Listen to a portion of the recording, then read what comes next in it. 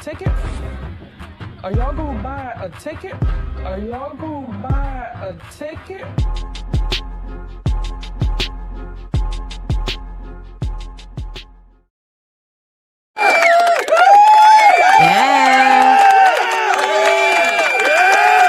Get your ticket, get your ticket, get your ticket. The Ooh Ladies First podcast is coming to Atlanta, Georgia, May 2nd. Okay, we have sold out our VIP. Thanks for you. I mean, child, thanks to you. And now we are also selling drink tickets. So if you are coming to our show, make sure you purchase a drink ticket ahead of time so you can get your drink quickly. We're going to have some like cute little signature cocktails named after all three of us. Okay. Jami ThatsMe, Necey Dixon, and myself, Bondy Blue. All right. So thank you guys so much for supporting our live show. We cannot wait to see y'all. Okay. We can't wait to see y'all. Are y'all ready? Yes. All right. And here we are.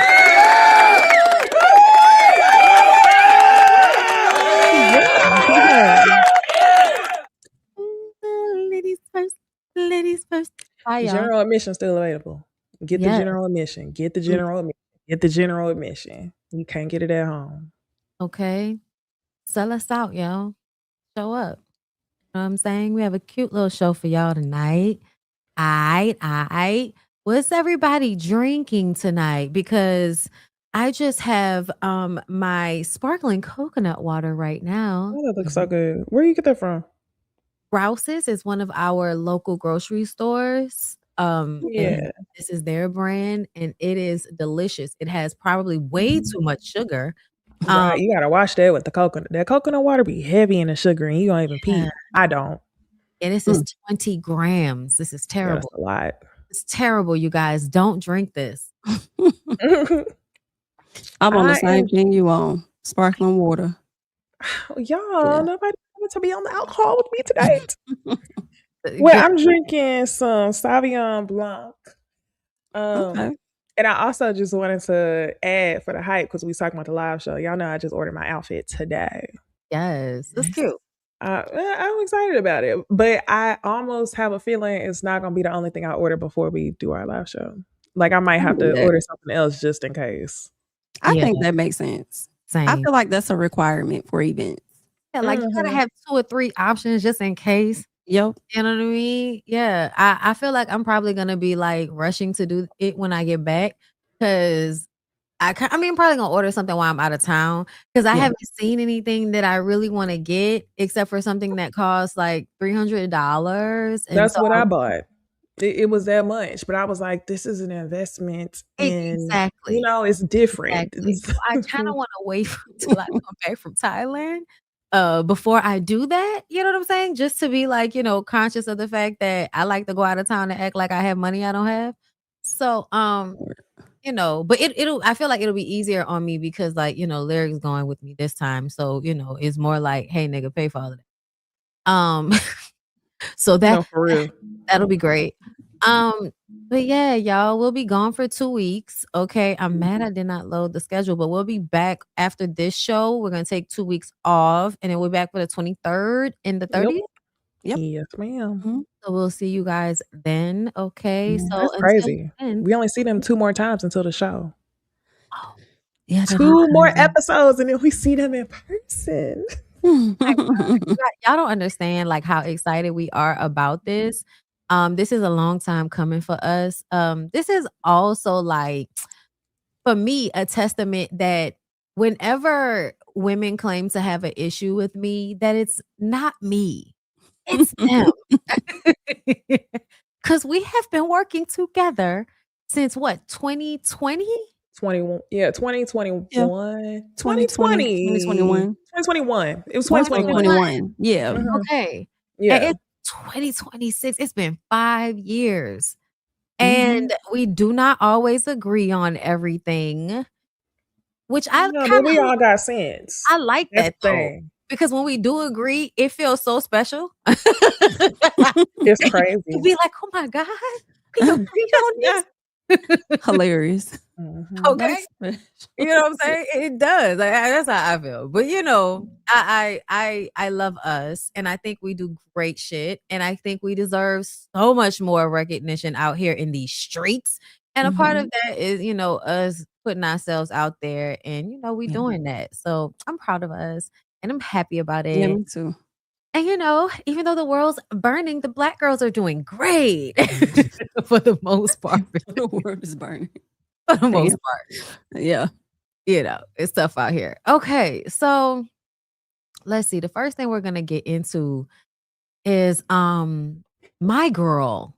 All right, my girl, Brandy Norwood, you guys, because it came out. Hold up, let me share my screen. I knew about this. This has been like a rumor for years, girl. It's been a rumor for years that, hold up, sorry, y'all. I'm trying to get that one on the screen. Did I delete them? Oh, there they go. Okay. And we were a little bigger. Yeah, girl. Brandy was like 15, 16 years old, being groomed by a 21-year-old Wanya Morris of Boys to Men. I feel like if you look at him, you can see that he's a weirdo.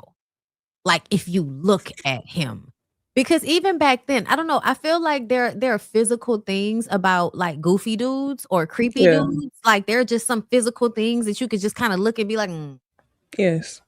And lame ass dudes. Yeah, lame ass dudes. Like, and that's what Wanya has always given me. Like, I used to hate back in the day when he was like fat and shit.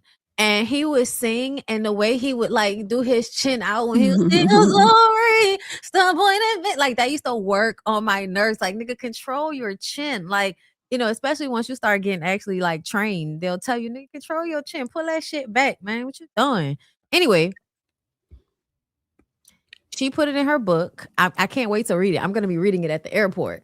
Audiobook. But in the book, she finally admits that she was having an inappropriate relationship with him. In the memoir, it said that, hold on, let me exit out of this so I can read this, because I had to put us the full screen so I can make sure we look right, girl. I'm blind as hell these days. My God. Brandy is opening up about her past relationship with Wanya Morris, revealing she was 16 while he was 22 when they began dating. In her memoir, she says she initially looked up to him as a mentor, but now believes the admiration was weaponized, adding she was a child at the time and didn't fully understand what was happening. Wanya has previously denied that their relationship began before she turned 18, creating a clear timeline dispute between the two. However, that's not really true, because Wanya, back in the day, admitted to the fact that, no, I fucked her when she was young. Also, y'all, I don't know if y'all remember, but when I think after they broke up or the heartbreak happened, the Have You Ever album comes out, which is the second album. That's the one that goes, number one and, has all of those great records on it. And I feel like the pain that she was feeling from that relationship was palpable in that album. Also, because do y'all remember the video for Have You Ever where she's like on the bed in a men's suit? And that looks like it's a little bit too big for her. Yeah. Like there is a picture of like you being almost a little girl in a men's suit type of look. Then he said it in another interview he did that him and his mom wrote the song for Moesha, the intro song. And I was just like, so you've really been in her life since she was probably like 14 years old. And I feel like you as an adult. Was she 14 on Moesha? She was pretty young, right? I feel like, I don't know if she was 14 or 15, but she was very young when it first came on. In 1994, she was 15. Okay. So I don't know. I can't remember if it was 93 or 94 when Moesha first came out. But either way, that's still, you know what I'm saying? Like, that's still too fucking young for you to be having a relationship with somebody and then eventually having sex with them. Because then you would have been, fucking with her mind-wise the entire time. And like, I don't know what it is, but I feel like I remember what it's like kind of like loving somebody and having heartbreak during those years. And when it's somebody that's older than you on top of that, I feel like they're like purposefully manipulating those feelings. Moesha came out in 1996, 16. So Yeah. they met for, I know they met for Broken Hearted. Then he writes the song for Moesha after that. Okay, so then that makes me even more annoyed because then it feels like you're ingratiating yourself in her life. Because why would that's so random for him to have been the person to write it, unless you really just wanted to be around her and kept like making business moves to make that happen. Everything's so random with the celebrities when you find out they be writing shit. Like I listened to an interview with Robin Thicke and he wrote a bunch of shit that I never thought about. But yeah, he wrote. Gosh, he had mentioned he wrote some songs for Color Me Bad, and then like he was writing for artists when he was like 16 years old, and he mentioned it in an interview, and I was shocked. But as far as this, I'm gonna be completely honest. My initial thought was, I don't know how to feel about this. I'm gonna wait. I don't know who the fuck Wanya is, to be honest. I don't know who he is. I'm dead serious. I didn't know who he was. I just wanted to pause because I was trying to think, like, today we know that the relationship is wrong. I didn't know the details of how the relationship came about. If this was a relationship that was encouraged by adults and it was just like a little cutesy thing that they would date and stuff like that, which it probably was. But once I found out that he was like a mentor and they worked together, well, first let me say this. Either way, it's wrong. It was wrong then, it's wrong today. But back then nobody said anything. So adults really encouraged that type of shit. So I was wondering, like, if this was something that was encouraged by like your mom and, y'all dated like boyfriend or girlfriend and wasn't necessarily predatorial, then like, I kind of want to pause on how I speak on this. But now that it's come out that she said that he was a mentor and they worked together, he absolutely groomed her. And also there's an interview of him on Breakfast Club. Yeah, I was about to play. Okay, yeah. He said she was old enough to get it. So I didn't know, was he saying like old enough to get this dick, or was he saying like old enough to get what was going on? Either way, my opinion has changed. I think that two things can be true. I think it's definitely possible that adults can encourage shit that's inappropriate, and she could also be groomed. Yeah, for sure. I mean, honestly, it makes it kind of even worse, especially when I think about, and I'm about to play this clip, but like just mentioning Sonya, you would think your mom being there is going to, protect you. But we come to find out that your mom being there didn't mean protection because, girl, what? Like, anyway, let's play this clip. Really young when y'all dated. Yeah, she was. Not that young. Not jailbait. No, that's what I'm saying. But that's why. But that's why I stopped it. Hold on. But that's why I stopped it and said that she wasn't that young, because I don't want y'all to think Boys to Men was young. She said I was young too. She said she was 15 and she had to keep it a secret because see, we did the thing. We did the thing when she was like 16, 17, around that time, We did the thing. That's what I was about to say. What's did the thing?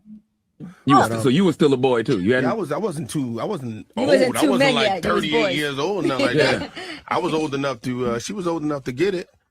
Okay, but was it legal in the state y'all was in?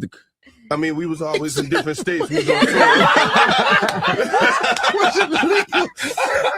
They had a nomad relationship. You know what I'm saying? We just, we didn't do it in the states that it was legal. It was illegal. Nice. Got you.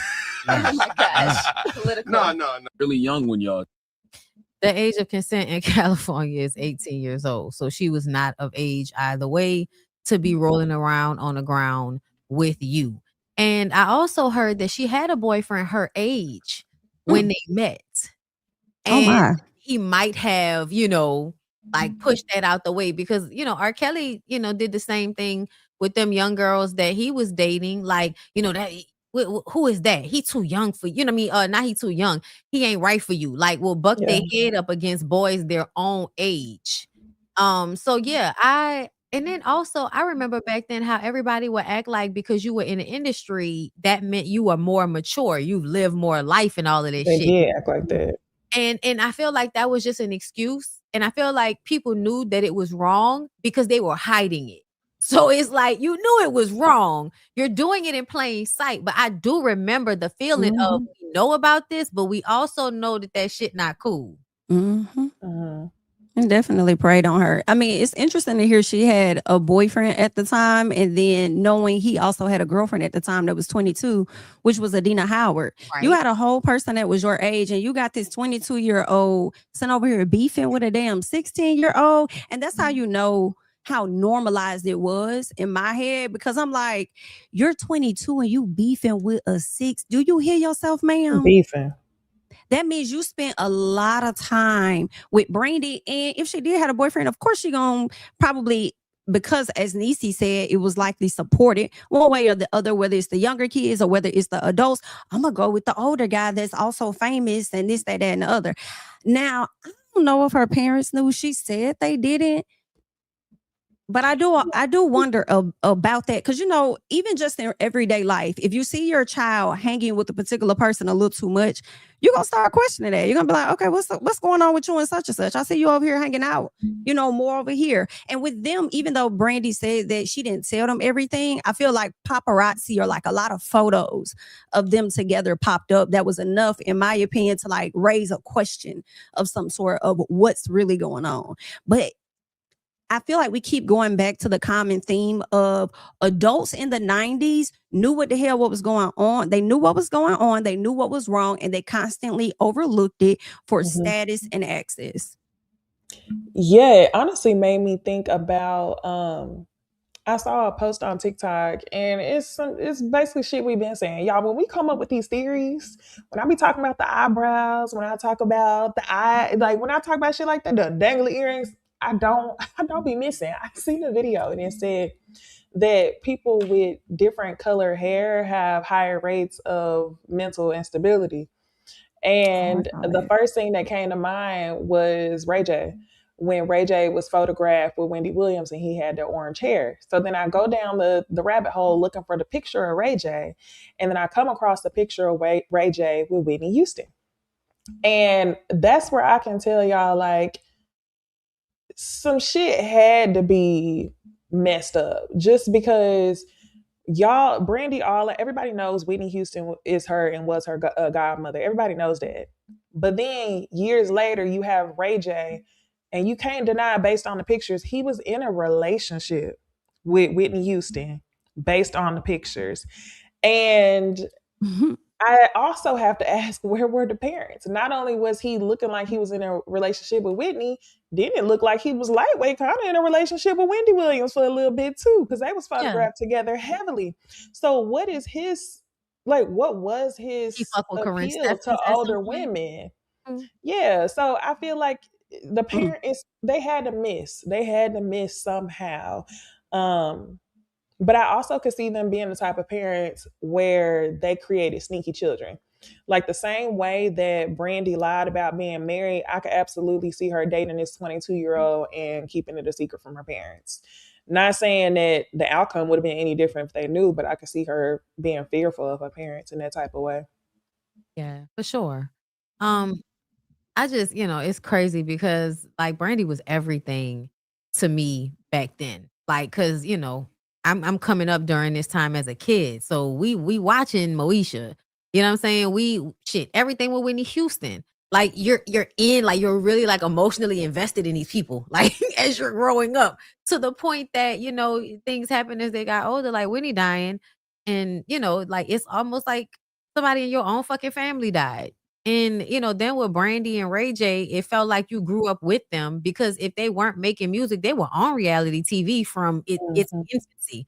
What having reality TV shows before people knew to hide the truth of themselves. And Sonya's always given lesbian to me. So I do have questions about really? I don't think I've perceived Sonya enough to pick up on that. Why do you think that? There's a masculinity about her, and whenever you're a woman in the religion and the marriage and all of that shit, yeah, I'm not saying you don't 100% dislike dick or anything. But it's something about her energy that feels masculine and very bitchy to me. When you have those two things in common sometimes, especially when it's an older woman, yeah. Like, because what were you doing if you weren't watching Brandy and you weren't watching Ray J and you damn sure wasn't watching your husband? So what were you doing? Did her husband have side babies? Or did I make that up? Had one son. Okay, why I feel like she refused to acknowledge. And so I don't think he ever had a relationship with that. So she wrote Ray J into the show. she wrote Ray J into the show. Wanted to give him something to do. And then they gave him a role that was just like his life because he was running around, you know, with the Bloods and shit. And then that's what they put in the storyline. That's how Moesha went off with him getting kidnapped by Lil Kim. But I'm talking about the part of the show where they made it seem like Ray J was her cousin or something, but he was really her brother. Yeah. Yeah. The outside baby, they wrote that in too. Because Frank ain't shit.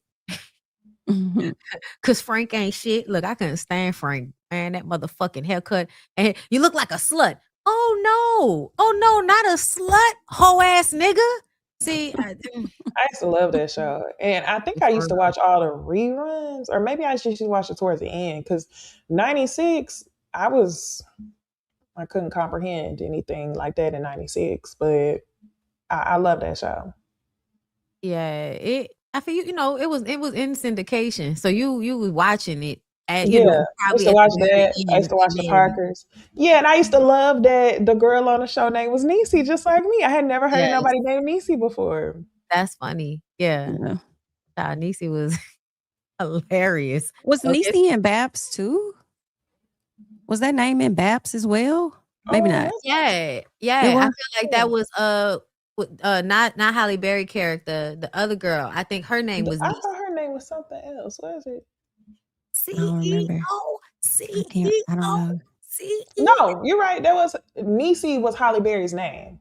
Okay, was it Halle Berry's that was Halle Berry's name. Okay, I thought it was the other girl. Okay. Me too. Yeah, what that say? Thank you. I keep wanting to call her Countess Vaughn, but that's not her. No, Countess Vaughn is Kim from Parker. Yeah. I wonder if Wanya wrote that shit too. All of the fucking run. Hear the Parkers with the chin movement. Yeah. Dang, mama. I used to always try to do that laugh. Did y'all used to try to do the laugh? I'm sure. I'm sure I did. I didn't like the Parkers. I for some reason have an aversion to shows where women are embarrassing themselves constantly over men. Like to that point, like that running behind. Wouldn't that be most of the shows though from the 90s? Not in the same way. Like you couldn't even make that nigga your man. At least Tisha Campbell, that was her man that she was going through it with. You know what I'm saying? Like that shit was terrible. And then I also feel like Pam, who she ran after that she didn't get? Yeah, did she? Oh, maybe she did. I thought she ran after Tommy. No, she didn't. Tommy wanted. They were on and off. Secretly wanted her. No, he wanted her. He got her. She wanted to break up with him, and then he was acting like he didn't care, but he wanted her back. Yeah. And then he showed up with that white girl, and she got jealous. You know, people used to be fat phobic back then, so it didn't really matter that she was embarrassing herself because she was fat. So it should be funny, like that. I'm not saying I agree with it, but I'm saying that was the logic back then. The logic was she's big. She should be chasing after man. He ha ha ha. Oh, and yeah, I can see this comment now, and I totally agree. And I wanted to say that when people talk about Brandy being mean and shit, I'm like, yo, it wasn't really Brandy. It was her mama. Like her mama was the one that made her lie. It was her mom that probably impressed upon her that she was better than Monica because she came from a 2-parent household and your daddy is a pastor and all of that. Even though Monica's fucking people was pastors too. You know what I'm saying? I think Monica's dad or both of her parents. I think she's a PK too. Yeah, she got that big old cross or Jesus piece on her arm. She's like, But she also, I feel like they allowed for her to show that she had grown up early, sitting on the curb, never meant to cause you no pain. Okay. She was very young. I feel like she was actually like 12, 13 when That's she got what I thought. At least 13. Really? Yeah. That's what And I But so y'all thought. know Yeah. one clip of Brandy that stick out to me. I don't know. I don't know why it irks me so much. But one clip of Brandy that stuck out to me, I just never had a good like. I don't know. I have like a. I don't want to say I don't like Brandy because I do like Brandy as an artist, but Mhm. the things that I see about her are the things that I remember over like the good things. So like there was a clip of her and Kelly Rowland, and yeah, Kelly Rowland said something like, you know, we both chocolate girls, and Brandy was like, I'm not chocolate, like I'm not chocolate, or she said something about like you're so dark, is what she said to Kelly yeah, Rowland yeah. in the She clip. said that to her when they were younger, though. Like she didn't Yeah, say that to her like as they were adults in that scene because they both Oh, were the not exact adults. same color. Yeah, they no, they were wasn't adults. adults. No, they They were Oh, talking about Kelly was reminding her about what she said the first time Brandy met Destiny's Child. She was oh talking yes, about their accents and she was yes. talking to she was like, they sound so country. Why y'all sound so country? And why y'all skin so dark? Like Brandy was like asking all of this, mean ass invasive questions to be disrespectful. Like just like Mhm. Aretha Franklin was doing to all of the girls. And she got that shit from her mama. You can't tell me she didn't get that Yeah, shit that's from her true. the mama. That's reason true. this is so damn hilarious to me is how Brandy opens up like the first part of her book after the preface and stuff. She talks about being bullied, and I'm like, wait, I didn't know about this story that's how she was like running off at the mouth. So Mhm. now I'm like, I don't know, Brandy. Like, did she mean to did she have a real reason to come at you like that? Or were Mm. you just being bullied? Or you know what? It could have been maybe from her being bullied, it created a different type of Brandy. And Especially that's in the probably industry. I what kind of Like the happened. think part difference of it. between Brandy on a playground, young, being bullied, yes, especially because I remember how she looked. Like she had skinny legs and she was like a little snag or two. So I could see her being made fun of very young, then becoming Brandy the star and having to create the bitch persona that not only her mom impressed on her, but I think like Brandy was like a very young diva. They put her in that category very early on with the rest of those women to some extent. And I Mhm. feel like that kind of that was how they moved, it seemed. Like if I hear one more interview about how these old bitches is terrible to people, Aretha Franklin, Shaka Khan, the only one I don't hear nothing bad about is my fave, Patti LaBelle. I don't hear nothing bad about Patti.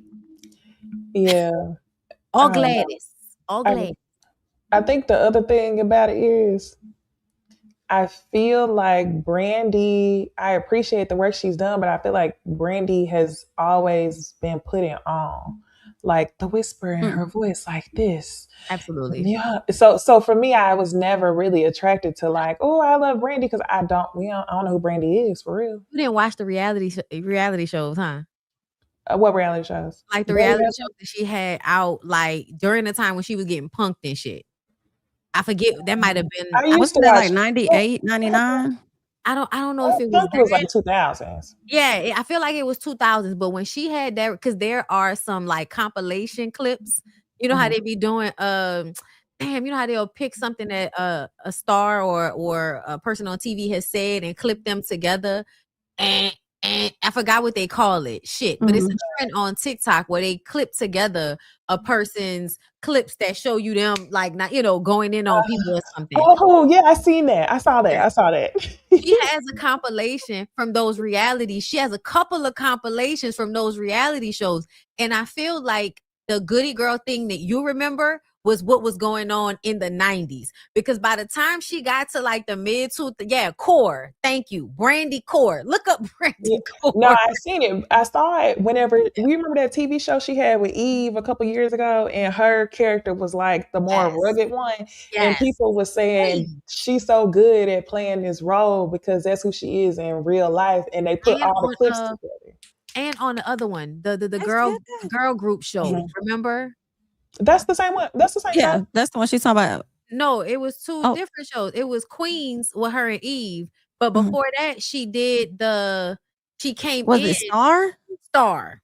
Okay. Yes. Oh yes, that's the Okay. one I saw. But that's when I was like, damn, I didn't know Brandy was like this. Like, but that's also why I've always been more drawn to Monica, because Monica has I always have just been too. like, you get what you get. Like I just I was drawn to Monica more for her her music, I feel, because I feel like with her albums, I could play more of her albums all the way through. It wasn't until Brandy dropped that. I think it was 211 after Whitney passed away. That album went crazy. But other than that, I was always relatable to Monica. Yeah, and I was my girl. beginning. I was definitely beginning because like Full Moon was like a moment for me. Like I'll never forget. Like just her music is like again going back to the Have You Ever album. Like that's a song on that album that I played at my wedding. Like just her vibe was always like resonating with me deeply. Like as far as emotions when it comes to her music. And this is another reason I feel like, you absolutely was dealing with heartbreak from Wanya for a long time. And I feel like they wrote it into Double Platinum. Do y'all remember the movie Double Platinum that she did with Diana Ross? A little bit. She was a teenager having a relationship with the guy who was trying to be her manager, played by Alan Payne. Okay. Y'all know G Money. Or from that Tyler Perry show. I hate that that's what y'all know him from now. And y'all don't remember him as G Money playing basketball in dress shoes and dress pants with no shirt on. My God, on today. I used to have the biggest crush on Alan Payne. Oh yeah, Alan Payne and Cole Payne are brothers and shit. Wait. Young people that really? Yeah. Cole from Martin. And from used to have a crush on Cole from Martin. No, his brother. Oh, girl. Yeah, Jason's Lyric. Have you ever seen Jason's Lyric? That's the one about the little boy killing his daddy, right? Yes. Yeah, I seen it. Okay, the light skin man. About that? Well, yeah, he ended up killing the daddy at the end or something because the daddy was abusive to the mom. That's what they were flashing in the entire time that they were kind of like holding from us until they finally showed what had happened. From the very beginning of the movie, they're showing you flashes of this night where the dad comes and busts in the house. And at the, when you get to the end, when he finally talks to Jada's character about it, we find out that he killed his dad, by accident because we thought his brother had did it at first. Like, because his brother's crazy, right? And we thought that the brother was the one that killed the daddy until we, got to that part when they're out in the woods or they was on the dock. And this was when she was ready to go. And he tells her the story, the sad sob story, with blood all over him. He's trying to save a brother that don't want to be saved. Okay, listen. It was one of my faves. But anyway, especially for the fucking scenes. My God. Whoever wants to get fucked up against a hard ass cash register in the rain, my nigga, I was like, she didn't have any underwear on. What's going on in the land of Nod? My God. Good movies. But yes, I had a huge crush on that nigga. I think I had one of my first wet dreams about that nigga. Okay. But anyway, y'all. Yeah, the 90s and the early 2000s, the niggas were very sexy, especially because they didn't talk. They didn't talk. So you didn't know anything about how dumb they might be. You just saw that they were hot. That's a preference, honestly. But yeah, it's sad about Brandy and Wanya because I do feel like I can remember what I feel like that pain was for her after that relationship. And I think it was only that bad because you were a grown adult man manipulating her emotionally. You know what I'm saying? Like you go through heartbreak, but I think it's much worse when it's a situation like that. Anyway, let's go ahead and move on. Where do we go, girl? That thong. Where do we go home from here? We're gonna go to Deontay. Well, I just want to hear what you guys have to say. This nigga's crazy. I don't know why people are always talking to crazy people as if they're not crazy, but he's crazy. But Piers Morgan is also like, I don't know, the bottom of the barrel now. He just talks to crazy people before and nobody can ever talk to them again because they've said something that gets them blackballed. Like, I think his interview with what's your girl name? Crazy. Who? Anyway? No, the one who's always talking about Jay-Z and Beyonce and them. Jack Jack Wright. Remember the interview he did with her, the one that got her actually might have got her sued, I believe. Or at least they was like, you better take that shit down. Like they had been ignoring her up until she went and interviewed with Piers Morgan and said some shit. Oh, I remember. Cease and desist to Piers Morgan. Yeah. Just saying he always having somebody that you can't trust on his broadcast. So let's take a listen. I chose to keep her. Her mother didn't. Her mother tried to set me up to have the baby. You know, she ejected my sperm in her and ran in the bathroom and locked the door. And that's how we had her. Really? Yeah. She don't even know I know this. Wow. But I'm telling it on to the world. How do you know that? I'm smart. You know, when I came, I used to come on her stomach, fold my towel nicely by the bed because I would want to wipe it off of her stomach. This particular time, she chose that she wanted to have a baby by me because I was the best thing that ever came into her life. Most of her relationships only last for 2 months or whatever because she was a promiscuous woman. I didn't know it at the time. I only found out this thing by reading her journal. She didn't know that I read her journal either. I did what I do. I had a good nut, and I nutted on her stomach. This time, I went and got the towel and tried to wipe it off. She hit my hand so hard, I thought she hit my hand like a home run, like a baseball player do a baseball bat. But she screamed, "No!" as if she was being raped. She got up so quickly and ran into the bathroom and locked the door. 2 weeks later, she was pregnant with my daughter. I chose to keep her. Her mother didn't. Her mother tried to set me up to have the baby, you know. This nigga here tripping. So let Hey, me. I'm confused. Right. Because at the beginning, he says, she did not want the baby. I made her have the baby. And then proceeds to say that she trapped me because she took the sperm off her stomach and injected it into herself in the bathroom. And 2 weeks later, she said she was pregnant. Sir, that's not how that works. She was probably pregnant before she told you. Yes, exactly. Because you're not just going to end up pregnant in 2 weeks. It's going to take longer than that. But you know, also while I was having a key, I've heard almost the exact same story from a dude that I was talking to. Shit. And he had a head injury. Oh. Damn.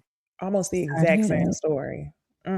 Y'all know when he said, you know, how do I know that? Because I'm smart. First of all, you dumb as fuck to come on this man platform and say all that you say without even considering your child. And then number two, I'm inclined to believe the reason that you know is because you had cameras in your bathroom and you would watch her whenever she would go in there. Something about that is weird, just as much as this interview was, and I'm cringing. Because I have good nut and I would come on her stomach. And then I like to wipe it off. Like, it was everything about this interview is so inappropriate. And I'm just like, why you push this out? Piers. I blame Piers too. He said, I like to come on her stomach. He said she slapped my hand so hard like a baseball. It's like she was being raped and said no.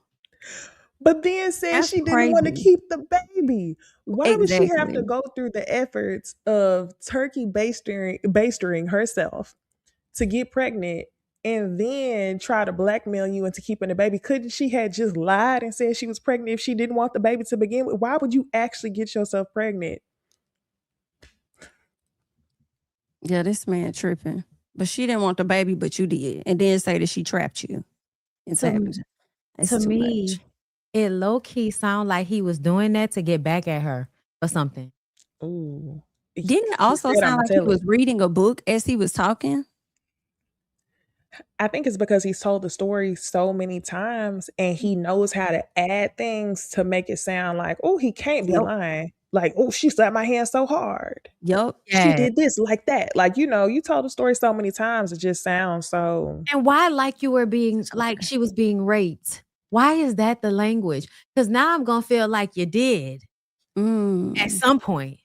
And the way you move, I wouldn't put it past you. Like, you seem reckless and volatile, and men like that absolutely assault their girlfriends and then say it's not assault because that's their girlfriend. Thank That's you. wild you. behavior. Yes. That's why his last name Wilder. Is that it? Ain't nobody exactly why. Wilder. That's what they should name.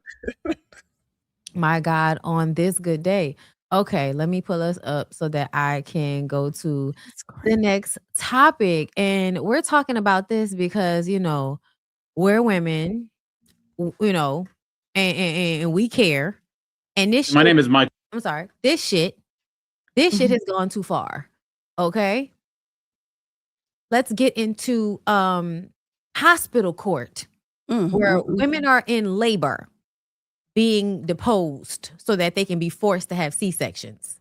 Michael Khalil, I'm a circuit court judge here in Jacksonville, Florida. The state of Florida has filed a petition for declaratory judgment. They're asking for an emergency C-section be granted by the court. I have not had a chance to be able to consult with my own legal representation, and I'm trying to understand how you are taking my rights away as a patient to be able to decide my own care to give me an emergency C-section against my will. Well, let me ask you about that. What about the risks to the child? Anytime you go into childbirth, whether you do a vaginal or a C-section, there's inherent risk to the mother and the baby. I have other children out. Why is there not one Black person here except for her?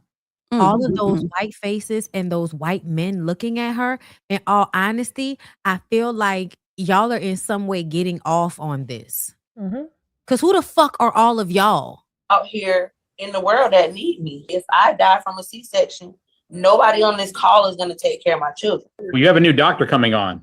I don't know. Yeah, no, they don't have anybody African-American that they can give me. Let me ask you. I don't know that. I don't find that race really has. Oh, no, you cannot. It does. Much to do with this, ma'am. It does have much to do with it because historically, Black people do better when they have healthcare providers that look like them. It's nobody Black in here. I'm so tired of this. I'm over this whole situation. Like, y'all are gonna make me have level 3 tracing. How bad y'all stressing me out. Ms. Doyle, that's what's going to be entered. I'm going to circulate this order, this proposed order, to the other attorneys. Enter this in today, not requiring anything except for an emergency basis. Thank you so much, Your Honor. Yes, ma'am. I appreciate you spending 2 hours on a Sunday going through my medical history and fighting for my vagina and my baby.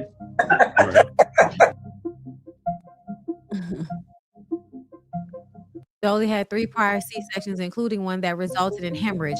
After 3 hours of testimony, all while Doily lay in her hospital bed, the judge ruled that she could keep trying for a vaginal birth unless there was an emergency. So yeah, overnight. That's crazy. I don't know why they did it like that. Heart rate dropped for 7 minutes. Dolly woke up to her hospital bed being wheeled into surgery. The baby was delivered by C-section. The next day at 8 a.m., nurses again put Dolly in front of a tablet for a final hearing. This is re-traumatizing. Tell them I don't want to be on. Y'all can have your own meeting. I want to see my child. And that's too small for me to read, y'all. The Judicial Circuit declined to comment on Sharice Doyley's case, citing medical privacy. My God. But in an email, a spokesperson said the office may intervene to protect unborn children and others when life-saving treatment is refused. At the hearing, Dr. Erin Burnett said Doyley likely couldn't safely deliver vaginally, warning of risks like uterine rupture. Dr. John Davis added that the hospital avoids unnecessary C-section, but said Doyley's condition required intervention. Hospital staff noted concern for a baby's welfare. Doctors in the hospital declined further comment, citing privacy, even though Doyley had signed a waiver allowing the hospital to discuss the case with ProPublica. The hospital did not address her claim that race played a role in her care. Judge Michael Khalil also declined to comment, citing judicial ethics and the need to preserve fairness and neutrality. But this is my problem. Like, my problem is y'all should not be doing this type of shit to people while they're in labor. Like, it is torture. It is, you know what I'm saying? Like a complete imbalance of power to have that type of meeting with somebody while they're going through childbirth, while they're going through labor. But that is crazy. I also want to say, I don't know, maybe, I'm not an expert or anything, but I heard once you have so many C-sections, it's harder for you to have a vaginal birth. At least that's a myth. It's a myth. That's a myth. Yeah. I feel some type of way about this. So I won't say I'm an expert either, but I will say I'm very, very, very well versed, because when I was pregnant, I decided to go with a midwife and go for a home birth. But I want to say, like, there's always a balance. You don't want to work with for me, I decided to go the home birth route because I wanted to work with a midwife who would exhaust all natural methods before taking me to the hospital. And a lot of times they've done research. If you end up having your baby between the months of like November and January, there's a 250% chance that you're going to have a C-section because doctors want to be out for the holiday. And one of the other things is the baby's heart rate is always going to drop some whenever you're dealing with the labor of the child. So this reminds me of my own experience. I hate that they did this to her and it stressed her out, and it's low-key about to make me emotional because I had snow at home. And like 2 days after I had her, the nurse came back on day 1 and day 2 to check on my blood pressure. My blood pressure was fine the entire pregnancy. And then after I had her, my blood pressure was elevated. It wasn't sky high, like, something's going to happen, but it was elevated. So because I work with a midwife, Black midwife, I had an amazing white doula too. But anyway, because I worked with a midwife who was very level-headed, she said, you can wait and watch, or you can go to the hospital. But if you have any other symptoms, go ahead and go to the hospital. I had a headache, went to the hospital. When I went to the hospital on day 2 of being postpartum, I was treated with so much, like, I would say disrespect, almost like I was stupid for having my child at home with a midwife and a doula. They essentially told me that they gave me blood pressure medication, and they essentially told me that if I didn't stay in the hospital and go through a magnesium drip treatment, meaning I would have had to be in the hospital for 3 days tied up to magnesium, and possibly not able to breastfeed the way I wanted to. If I didn't do that, they basically told me I was going to die. They told me that, I would do it just to make sure that you could see your child. So that in itself brought my stress level through the roof. And I really had to make a decision and pray about it. It was no Black people in the room, only white people and white nurses judging me, thinking that I was like an anti-vaxxer type of person just because I decided to have my baby at home. So I really had to pray about it. Like, am I going to go home and continue to be on this blood pressure medication, or am I going to die? Like, these white people are telling me I'm going to die because I decided to have my baby at home. And they were very, very slick and very just nasty with the words. Like, oh, I know you had your baby at home, so you probably didn't expect to come to the hospital, but now you're here and you have to do this. Oh, wow. So, I basically talked to my midwife on the phone. My midwife let me know, like, this is your choice. It's up to you. And ultimately, I decided to go home with the blood pressure medication. And really, that's because I knew that they were stressing me out to a level to where I was not going to be able to heal at the hospital. They were just watching my blood pressure like every 30 minutes at the hospital. Blood pressure was going up. People was coming in trying to pressure me to get started on the treatment. So I went home, and guess what? I'm still here. I was perfectly fine. I'm not saying that that's always going to be the case, but what I'm saying is, like, my personal experience, I know exactly how she felt in that situation. And sometimes it can be more dangerous when you have people who don't look like you trying to take care of you. So I hate this for women in general. Yeah, I hate that for her. Was this in Texas? Because I'm trying to figure out, why would y'all even call or get a judge involved while this lady is laying in her bed? Say what? Florida. That is so they're messed just up. bad. Them in Texas are trying to beat each other out for the most barbaric state. That's what it seems like. I wonder if she can, if she has any type of suit on her hands, and probably not, because a lot of women that may feel pressured into C-sections will be suing it's like the woo exactly for all the people that have had to have it.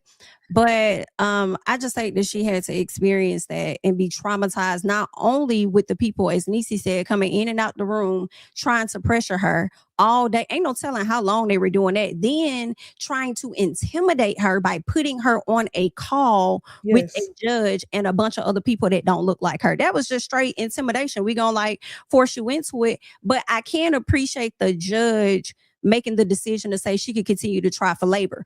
But my question is, do they it seemed like she's been sitting in that bed all day. If she's been sitting in the bed all day and she's not trying any other techniques, probably, I feel like that's only gonna heighten. Why do they keep for her to making have a them lay down on their backs?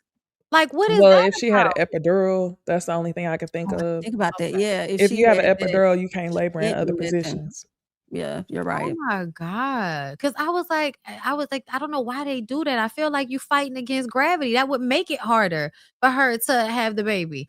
I mean, I know a little something about something, and I know that they do that so that they can make more money because it costs more money. You got to, all the drugs and everything that they have to give you when they do the C-section, putting you under, surgery costs. It's all to like inflate the cost. And also, it is.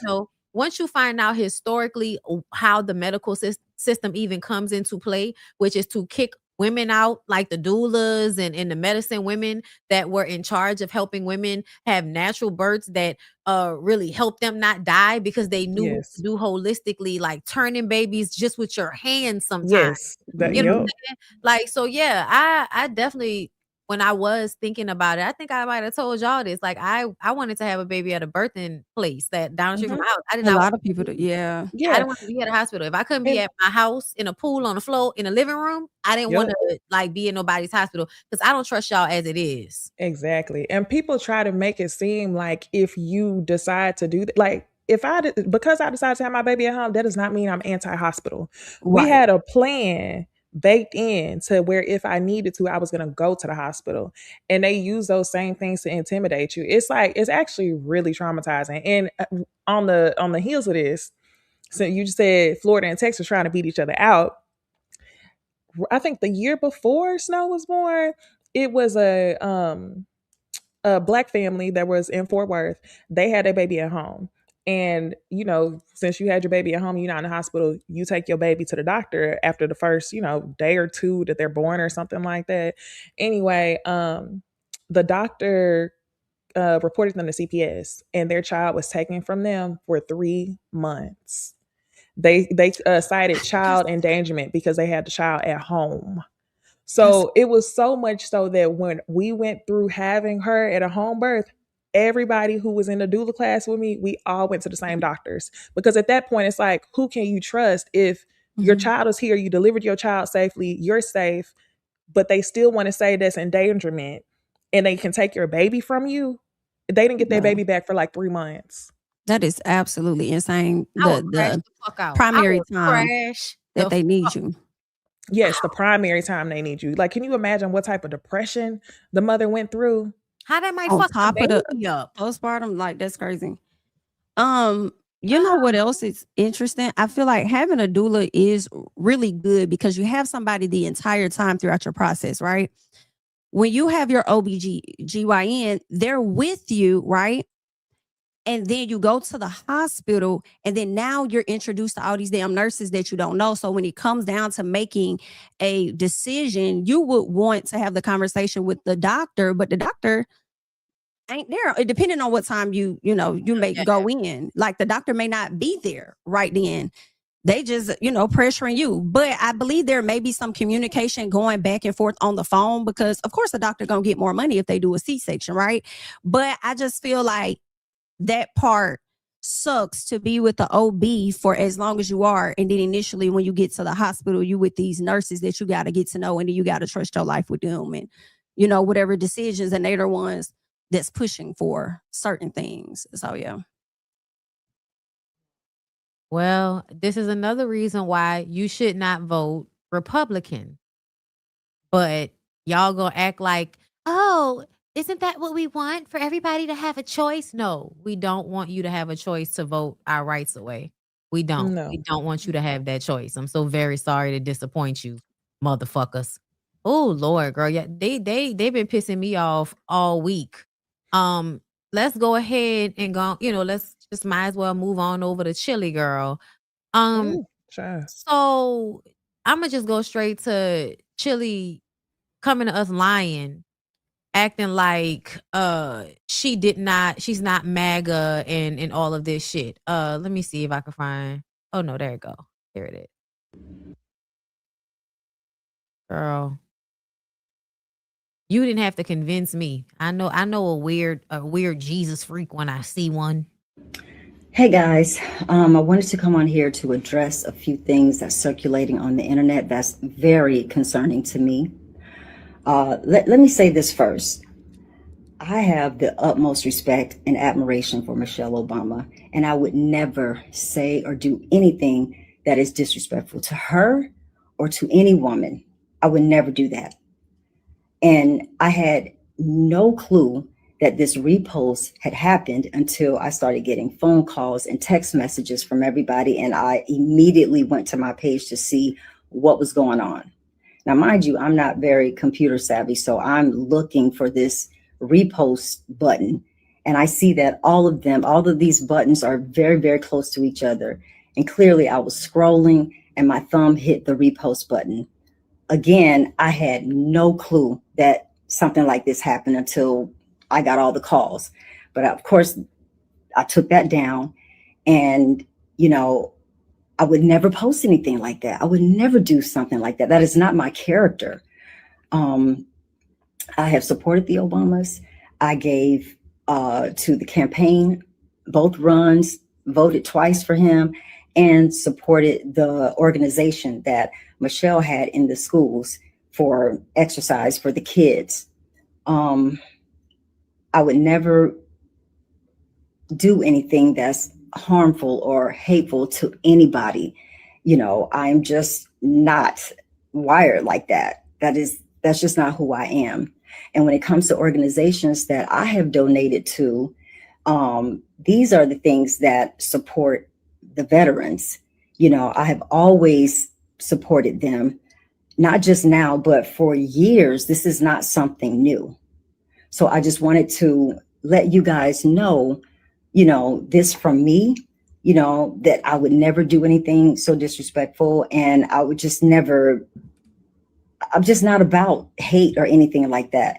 If you look on my page and see my posts, it's all about love, faith, and connection.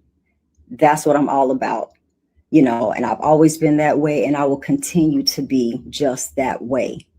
So I just want to thank you guys for, your love and your support and just taking the time to listen to me right now. I really, really appreciate that.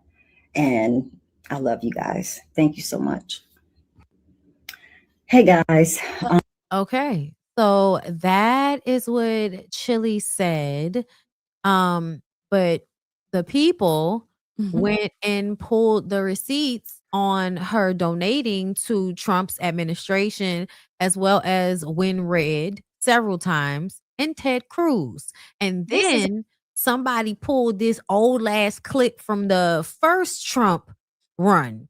And there is a phenomenon of people that voted for Obama and then turned around and voted for Trump. 2 times in a row right after that. It doesn't really make sense, except for the fact that I think through media, people were becoming more conservative than they were.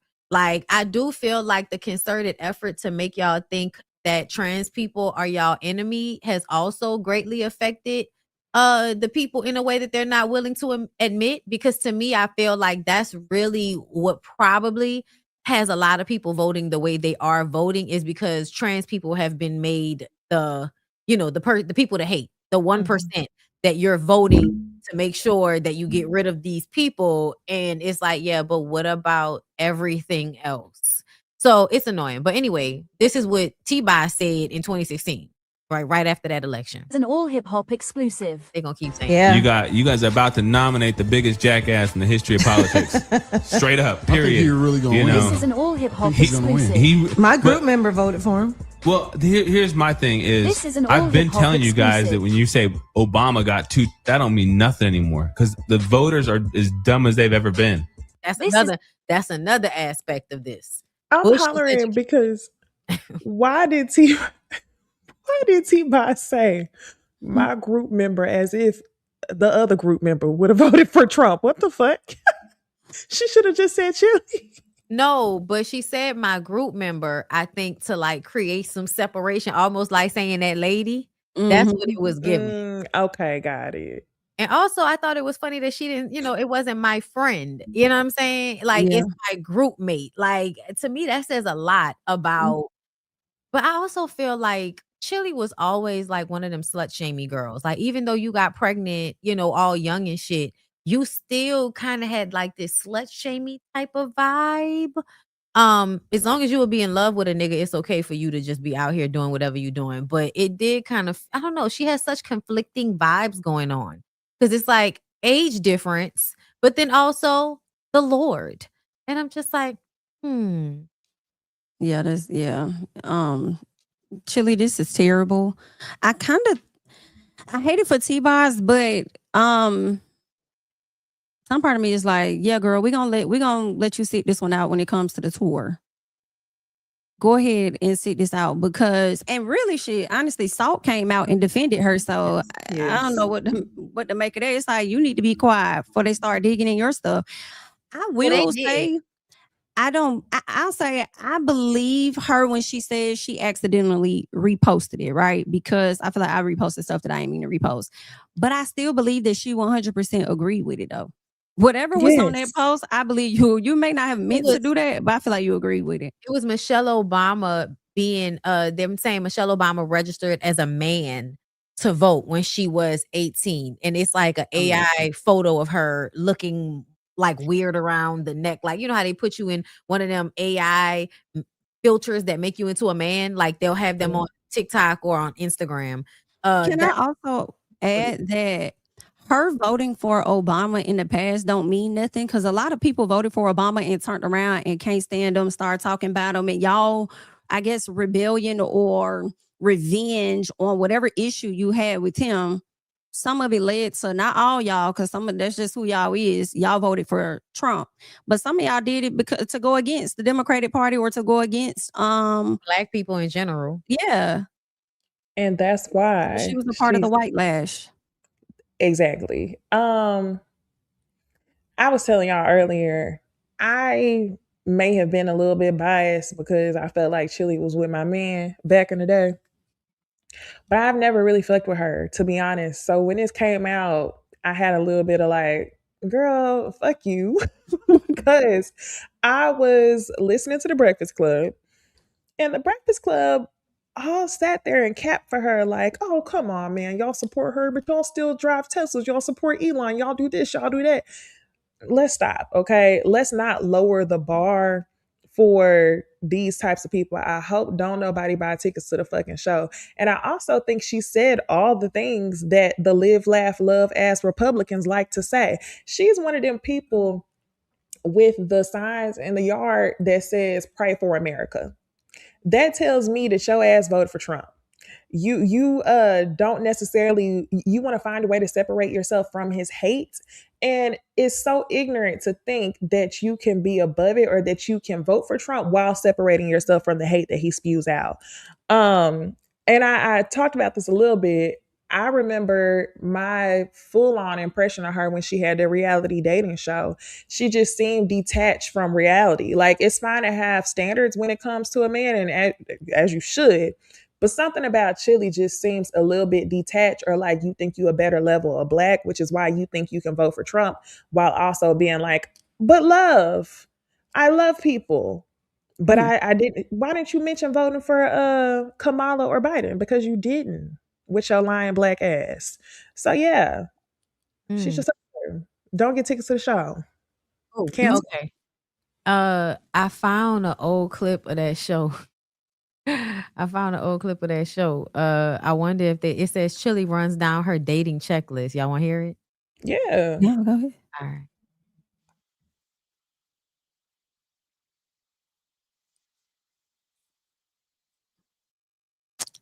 I don't hear that.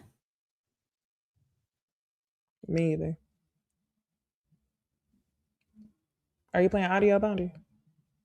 This checklist of yours. He has to be gorgeous. How fine we talking? Yeah. Denzel Washington fine, or like he's cute, no, but that's not what I'm talking about. Okay, cuter than Denzel. Yes, he has to be super fine his neck down. He has to have a great sense of humor, sensitive, very charming, no gut, washboard stomach. That's a 6-pack. I would settle for a 4 because we can work on 2 more. But he can't drink, he can't smoke. he can't eat pork. He has to be cute. He has to have a nice body. Don't smoke, don't drink, don't eat pork. I was going out of my mind trying to keep up with all that stuff. He has to believe in God. He has to love kids. No more than 2 baby mamas. But is that all? Like, is that all in the Chilli's checklist? A very, very important part, he has to be packing. Can't be like a little tiny dude. But how big we talking, though? Huge. You want your ribs to fall on the floor? No, I don't want that. Some of your requirements is like a little tough. It has to be a lot of things. I see. This checklist is going to drive me to drink.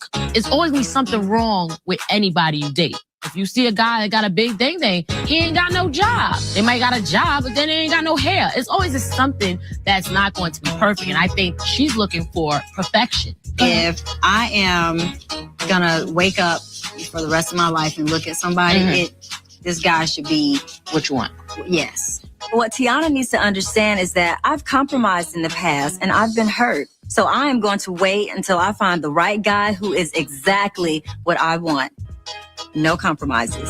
So this week, I need to hook. So yeah, that was back then, and she didn't really get somebody until recently when she got with is it Joy Lawrence? Joey, Matthew brother. Lawrence. No, Matthew. Yeah, it's Matthew Lawrence. Yeah. We can't skip over the fact though that the dude who she was feeling on the show was fucking Floyd Mayweather though. You are lying. Yeah. So that's why I'm saying it's so many contradictions that tells me that this lady is delusional as fuck. So very much inconsistent. Because girl, what? Yes. And somebody in the comments said, well, what about Snoop? What about Nelly? I'm gonna tell y'all this. For me, I don't listen to them. Like they play the shit when I'm out in public. I'm not a consumer of Snoop and Nelly. But what I will say is even Chrisette Michelle, when she sung at the inauguration, they came to the forefront. Chilli is still thinking that everybody is stupid enough to believe what she's saying. If you a Trump supporter, say you a Trump supporter. There's other people out here who did the same thing you did who will probably still support you. Why not say you fucked up? But yeah, you voted for him. So that's why I'm not feeling her, because it's like, why are you coming to us with a lie? To me, it seemed like she got control issues. She got control issues. That's why you would want to be with a nigga like Floyd. Somebody say he can't read. Yeah, you can have mind control over that nigga. Then with Usher, you 10 years older, right? Like I feel like there's always, her trying to have some type of upper hand. I think it's because she's controlling. The one thing that I got from her talking about her list was that Usher is packing. Yeah, me too. I got that too. I got that. I was like, Usher has a big dick. I was and like, so does Dallas. Okay. Well, Dallas looks like he has a big dick. Usher does too, though. You don't think so? I think it's something about the men that are like just that average height and a certain build, like the 5'9" where it's like the rest of your height went to your dick. Yeah. Because I think Usher's like 5'8". Yeah, Usher annoys me. I'm sorry. I know you love him so bad, but I feel like now, ever since he did what he did last week, I'm entitled to like return to me like really disliking him strongly in high school. Like I did not, because I always felt like he was like an asshole. No, and this is and see, I feel like you don't remember this era of him because you were young. Like you came in the Confessions era shit. Back when he was in the 90s, he was such a fucking jerk. And I feel like he was always in a movie looking like a jerk. He would be like raising his eyebrows. You talking about that high school movie he was in? Oh, he was in 2 of them. It was She's All That. He was the DJ in that. Okay. Was he in that movie? And then he was in The Faculty. I don't know. Oh, The Faculty. Yes, The Faculty. And he was an asshole in that. And then it was something else, but I just always felt like he was a jerk. And I think he really was, though. I think he had like an air about him back then. But the music is always great. You know what I'm saying? And you do play the clean kid role. So people are not like, they don't be catching how people be assholes. Same thing with Brandy. They were both like alike in that way, Usher and Brandy. But I think it's funny how he ended up doing the song with Monica. Because back then it seemed like they were more of a pairing because they both gave kind of clean kid. Because I don't think we really realized at first what was going on. Like nobody, once Usher came out with My Way, a lot of people still didn't remember when he came out with the first album and was over there working with Diddy. Like it was some type of disconnect from that. But girl, I think it was Jermaine Dupri. Once he got from up under Diddy, I think that was the best thing he could have did. Yes. Yeah, and he didn't even fuck with Diddy for the longest. That's why that statement he put out felt like that nigga got some dirt on you and pulled everybody's cards because he just got his release date pushed up again. I saw, but it was only 10 days. It was only about 10 days. Oh, okay. Yeah. But still, like, come on, chill out. Like, no, I agree with what you're saying, Bondy. Like, I couldn't take all the media that day talking about with Usher. Even the videos of Usher. Like I saw the text of what he said, and I just scrolled past it real quick. Then I saw your video, Bondy, and I heard the beginning of what you said. I just double text scroll real quick. I can't do it, but I agree with what you say. I honestly think that his tone has changed because he had said in an interview a couple years ago that he grew up being around a lot of things that he shouldn't have been around. And to your point, he did not fuck with Diddy. So what has changed? Yeah. And then it just felt like too many of them too. It was like one after another. Everybody, not you. What's wrong with everybody? Disappointing. Yeah, and I don't know. I want everybody to be clear. We're dragging Chilli, and I don't understand why y'all think this not a contradiction. It is a absolute contradiction to who Chilli has, kind of was to everybody and how we related to her. It makes sense when you think about it, but nobody don't really be thinking about her like that. So of course we're not like thinking about her becoming a Trump supporter because nobody's thinking about her like that. But now to put that up against what we knew about her back in the day, and even just you growing up, like you Gen Z and you Black, you should know better than this. Because anytime somebody aligns themselves with these people are racist. They don't care about you, girl. And so it's just very sad. But we feel the same way about Nelly and Snoop and fucking Nick Cannon and Amber Rose and Ray J. Like we feel the same way about all of them people, y'all. We're not letting any of them slide. Like, what do y'all mean? Like we out here loving on Nelly or some shit. We can't stand that nigga. We still trying to understand what the fuck Ashanti going through. Like, bitch. Okay, so let's move on, y'all. Marvin Sapp. Okay. We're going to have baptism for our kids. Now, listen, this is sick. Listen, I'm a youth pastor at heart. And we're going to have a slide for the babies. So they'll be able to, they got to be at least 5 up. Let me say that. But for the babies, we can have a slide. And I'm going to be at the bottom of the slide so they can just slide down the slide. And before when they're at the top, I'm going to say, in Jesus' name. And they're going to slide down the slide. And they're going to go right in the water. Y'all ain't never seen no baptism like this. Y'all like, what? Where's the spiritual part? It's going to be spiritual. Trust me. But we want to just see, sometimes, hear me, you have to be strategic against the enemy. Y'all missing it. Some of y'all babies don't want to get in the bathtub, but they'll jump in the pool. I can't get no help here. I'm by myself. So make sure that you sign them up. We're going to have baptism for. What do y'all think about a slide with Marvin Sapp at the end to bless the babies? To make sure that we're using new inventive ways to keep the enemy at bay. I'm confused on. I don't think that's I feel like that's defeating the purpose. Like they gonna think this a damn playground. Like, because when you do baptism, you gotta hold them down. You have to read the scripture or whatever. You think them kids after they slid down the water slide, they're gonna be wanting to do that? Who came up with this idea? I feel like he did. I don't think that. I mean, I probably would have to see it to believe it because I don't think it's the way he was. It was the way he was explaining it that made me feel like this was something he sat and thought about. Oh yeah, like look at this great idea I have. Yes. But the thing is, so I don't agree with this. Not because I don't think they should have a water slide or like find a new way to make baptism fun for the kids or anything like that. But I think that it's going to be scary as a kid thinking that you're just going down a water slide to have the pastor hold you down at the bottom of it. That would make me never want to go on a water slide again. Like fuck a water slide. And secondly, my parents, they just had me Christian as a baby, but they wanted me to make the decision to get baptized as an adult. So I'm looking at the parent sideways if they make a decision for their child to get baptized in this way. Like, yeah, nah, I don't agree with this. I think the nigga cheesy. That's what I think. I think he's cheesy. I wouldn't trust him to be at the end of anything with my kids sliding down it. I'm just saying, I don't trust any of you church people, okay? And I damn sure don't trust you men, in charge of people's spirituality. I just don't trust y'all. Y'all are not to be trusted as a people, as a group. You know what I'm saying? As a corporation, as a gang, like all that shit. Y'all niggas is just not safe, especially you niggas in the church, because y'all go there to hide stuff. So, and Marvin Sapp be telling people close the doors and all of that shit. And I just feel like, he just always gives a little scary.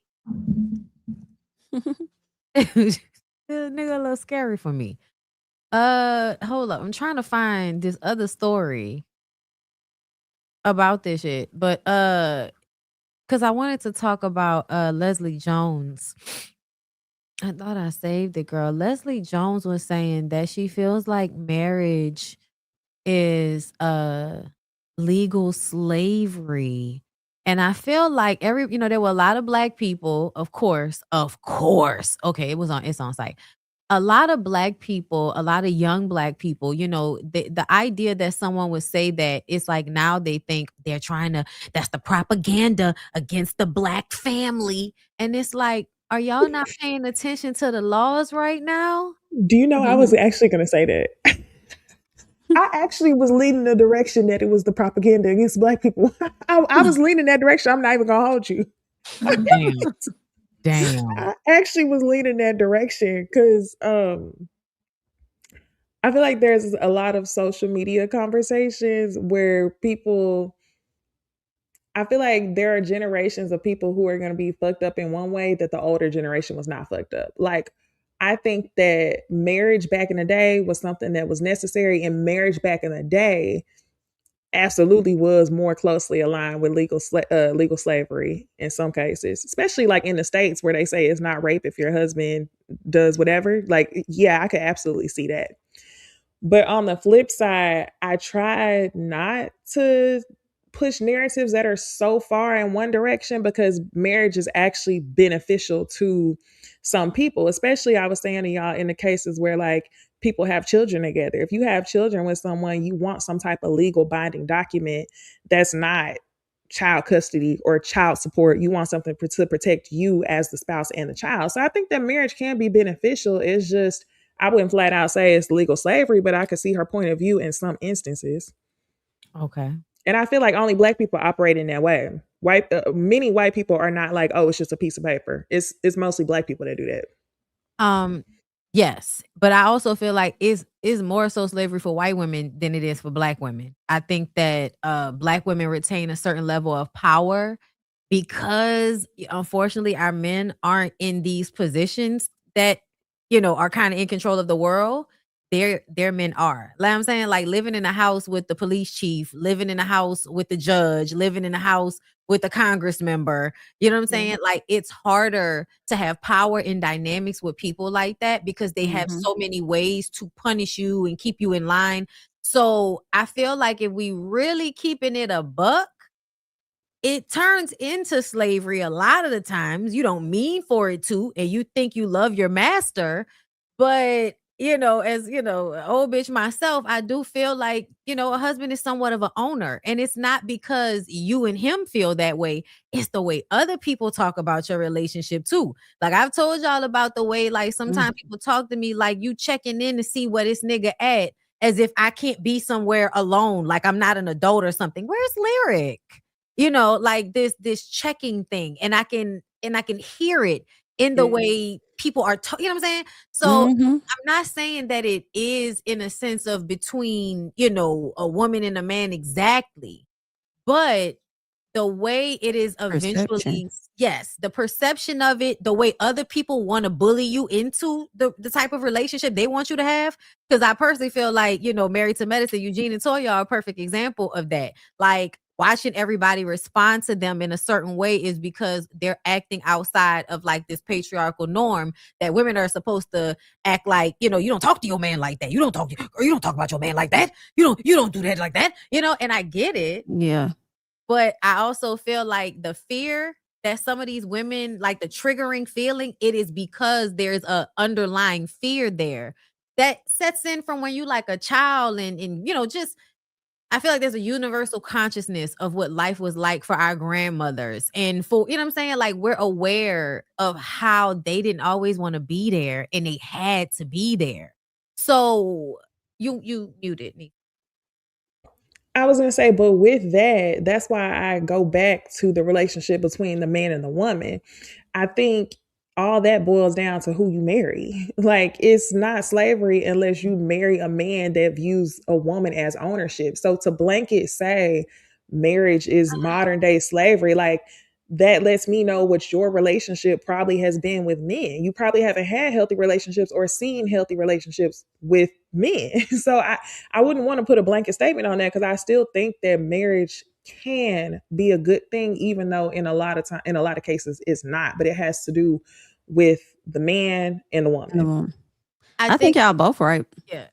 Go ahead. Yeah, I definitely think y'all both right. I think it's a lot of women that are in slavery right now to their marriage in so many different ways, you know, how he controls, you know, limited resources, unable to leave. So they do find themselves slaves to their marriage.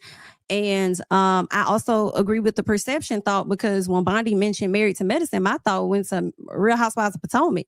You know, Monique seemed to be a slave in her marriage, you know, based on what she said. And she kind of projected that on to Angel, when Angel just wanted to simply check in with her husband or use him as an excuse. They looked at it like, oh, you got to check in with your husband and da-da-da-da-da, you know. So that was like, yeah, a perception thing from that standpoint as well. So I don't know. I agree. I think y'all both right. I was talking about that with Chris the other day, the Angel situation. And when I was thinking back on it, like, I'm open to that being the case, but I do not trust these niggas. That is so true. And something I noticed is the way niggas weaponize incompetence. Like, and that's why I wanted to say it's not always slavery in a way of the man is controlling. Sometimes he's weaponizing incompetence. He's just not gonna do it, and then you're gonna do it, and you end up actually being a servant in that way because of how that dynamic works. So it's not even always like a controlling thing. Sometimes it's really the way they would be like, well, I ain't gonna do it. You That's know, relationship. gonna do it. But that's the thing. That's relationships in general. Like, you will see women not wanting to upset a man that they've been in a situationship with for 10 years. And guess what? At the end of the situationship in certain states, if you didn't have a ceremony or a ring to show that y'all were common law, you walk. Whereas if you are legally married to that man, and if you actually, okay, this goes back to kind of what we were talking about pre-show. I think women in general, it's really hard to unlearn some of the things that we've been taught from society. So when they get into these relationships, I think the way that women end up slaves is because, number one, they want provider men, but then they also teach women to give up parts of themselves to receive that in return. But that happens in relationships in general. Like, women will give up parts of themselves just to get next to somebody for, 10 years. Well, that's basically my husband. Then at the end of the 10 years, you ain't got shit. Or you decide to be a stay-at-home mom because you got a provider man and you decided to sell all of your independence. And then at the end of it, you ain't got shit and you a slave. So I just wouldn't tie that to marriage. I think a lot of it is tied on what we're taught as women and what you have to unlearn at a certain age that you don't really get to until you get older. So that's why I think it's important whenever women do decide to get into these long-term relationships or do decide to get married, like, don't do it young. But I wouldn't tie all of this directly to marriage. Honestly, it would be more foolish to do this without marriage. You don't get nothing when you leave. Like, I'm leaving here with something. You don't get nothing anyway. You don't think so? I know, like, there are many situations where women were married to these niggas. They divorced them and they got nothing because the men were very strategic in how they moved about things. And also, a lot of times you find she was 19, he was 26. They were together until her 30s. She had a baby. You know, all of those things take place, but men are still being very strategic in making sure that they protect their things and they don't have to actually share it with women these days. That's another thing. They don't even do child support the same. Women used to be able to at least rely on child support, but now a nigga will traumatize your child, having you dropping your child off, you know, every other week just so they don't have to pay you child support. Yeah. So I feel like, you know, and then also a lot of most of these people getting married, these niggas ain't got nothing to give. These niggas ain't got no money for you to leave with. You just want to be married because it makes you feel like you're, you know, you graduated in your womanhood. Like most of the time, that is how young women are growing to see marriage as if it is some type of validation of their womanhood and not just an extension of a relationship. Yes. You know what I mean? Because as a married person, it absolutely benefits me to be married, to be on insurance, you know, and all of these types of things. Please don't get me wrong, but I also feel like it is more dangerous than we are admitting, because when you are married to a man, you are now closer to somebody that could switch up on you at any turn, and you're like, oh, I'm in love and this is my everything, and so I'm gonna do everything for him, and then you forget that shit usually end in 7 years, and then you done fucked up. Like, great segue, bitch. Sierra Gates. Let's take a listen. Hey guys, I just wanted to come on to tell everybody thank you for your call, your texts, your DMs. My hair has been all over the place this week. I literally had to gather myself to put some clothes on to make this video. I've always been very transparent with my following. I just want to say Zay is not a horrible person. I feel like, you know, I have a lot of healing and growing to do. And, you know, Zay was the first person that I actually added to one of my companies. And with this divorce, you know, and the transition that we're going through, I have made the executive decision to actually close down Ghetto Girl Eats. And I know I'm saying myself. We had the warehouse that was opening up where you guys will be able to receive your orders in 5 to 7 days, all of this big stuff, but God makes no mistakes. And I don't think this is going to be a crazy thing. I just may have to do a name change. You guys will be able to shop one final time. My whole entire site is 50% off. Once everything is gone, it's gone. So once it says sold out, you know, it's just sold out. We will not be restocking until everything settles, until the dust settles. My supporters, I just want to tell you guys, thank you guys so much. Y'all know your girl is going to come back bigger, better, and stronger than ever. I can't lie. I am sad. I can't sit on here and act like I'm just, you know, Geek Money C, whatever. No, I am sad because this was my best friend, my lover, my husband, my number one fan, my biggest supporter. And, you know, you never know what the future may hold, but for right now, this is what it is, and you guys will be hearing from me soon. I love you guys, and thank you so much. So, yeah, I'm kind of pissed off because I'm like, now you could have married him. You did not have to add that nigga to your business. But the way people think about marriage, especially not people, women, the way women think about marriage is all or nothing. My man, my man, my man, my man. And you can't really be like that with nobody. That's unrealistic for you to, you know, to just be so dumb. Like, girl, you didn't think to protect yourself, like no self-protection whatsoever, girl. Ghetto Girl Eat seasoning is, when I tell y'all we go up for that shit in this house, yes, I am mad about the seasonings, bitch, because I had to go and order some more because I knew I wasn't gonna be able to get, you know, no more for a little while. And I already have, I think I still have some ones down there because I had ordered in bulk before. But this is annoying. It's always a nigga. It's always nigga. And didn't she have the business before she added him on? Yes. Mm-hmm. Why would you do that? And that's what I mean by selling parts of yourself to get something in return. And sometimes it's not necessarily getting something monetarily. Sometimes it's just feeling like you're further enmeshed with that person. And yeah, it's just not, I don't recommend those types of relations. When you said further enmeshed, it made me think about her trying to also get pregnant by him. Yes. Yeah, that's what women do. It worked, it worked out. Miscarriages. What I can say is I appreciate her taking the time, so she say, right? Because Sierra keeps hopping into these relationships. But I can appreciate her saying she gonna take some time to heal, because I feel like Carly Red not doing that. Carly Red, isn't she in a whole new relationship? She said. I don't know. I don't know. I'm not paying it. You know, she blocked me, so I don't know nothing that goes on in her life. Oh damn! It's not on the show. I don't know about it. She blocked me on Instagram years ago, girl. Oh, I thought she mentioned it on the show. Yeah, because I don't follow her. I didn't hear but it. I thought she mentioned she was in a relationship in one of these last few episodes. But okay, so we can talk about that for a second if y'all want to, because it was somewhat of a good episode, specifically Bambi sitting down with Scrappy's new girlfriend at the time, Brittany, and basically telling her what we all thought was going on when that nigga was acting all crazy when they were meeting for the first time, which is that he be asking her to get back together. Who be asking that? Scrappy be asking Bambi. He want his family back. That ain't no surprise. And she said, I don't want him. I don't want him at all. No. And she says, and the only reason why I can't just shut it down is because then he gonna get mad at me.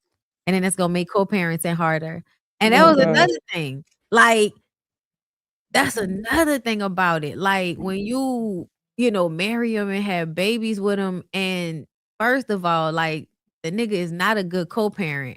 But like, he also still want to be with you, but then mad at you because you don't want to be with him no more. But he cheated on you. Like, it's just like, what be wrong with niggas? Like, just what be wrong with niggas? I blame the parents. Yeah. It is absolutely. I blame the parents every time. Absolutely Deborah's motherfucking fault. What else happened on there besides Sierra? They keep trying to force Jock and his baby mama. Oh, thank you. Okay, why do you remind me of Kendra? Why does Kendra remind me of you more so? I don't know. Y'all said that before. I said it before. Yeah. Okay, You said that before. I be high. I don't remember if I said it before, but yeah, I was watching it when I was watching it. I was like, she always remind me of Jamie. But yes, girl, to me, Kendra be working on my nerves because I'm like, girl, it's 5 years. You ain't over this yet? Girl, the baby mama definitely. What's her name? Gloria. She went over. I'm like, Gloria, I don't think it matters anymore because the child is about 6 at this point. Right. It doesn't matter how he lied about the situation because regardless of what he would have said, Kendra was going to take him back. You see her still here today. Yes. So she was going to be with that man either way. I was like, Gloria, let's not. Don't even do nothing. I thought she was going to turn up more than what she did though. But I think Gloria handled herself a bit better.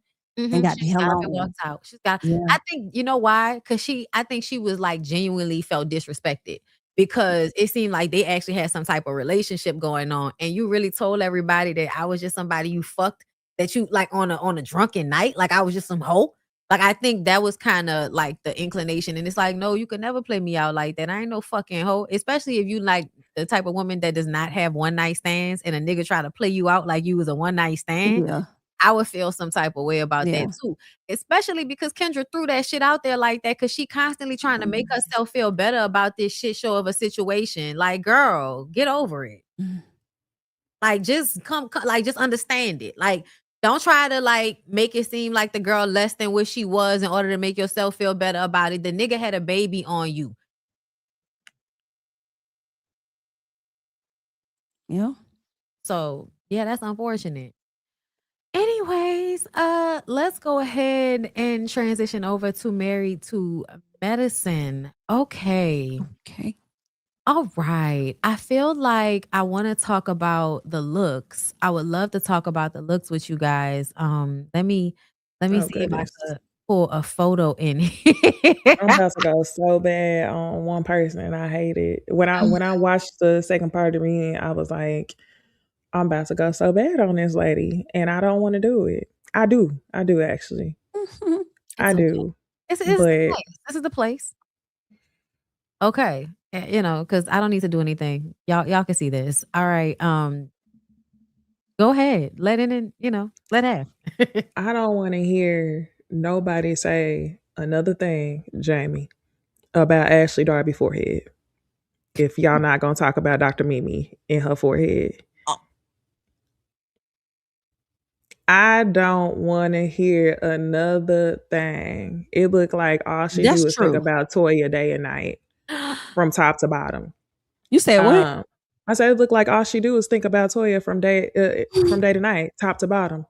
Like that's what all the space is for. And the Bob said, "Damn, what's Type wrong Bob. with it? Something. Something. I think that was something. Something's wrong.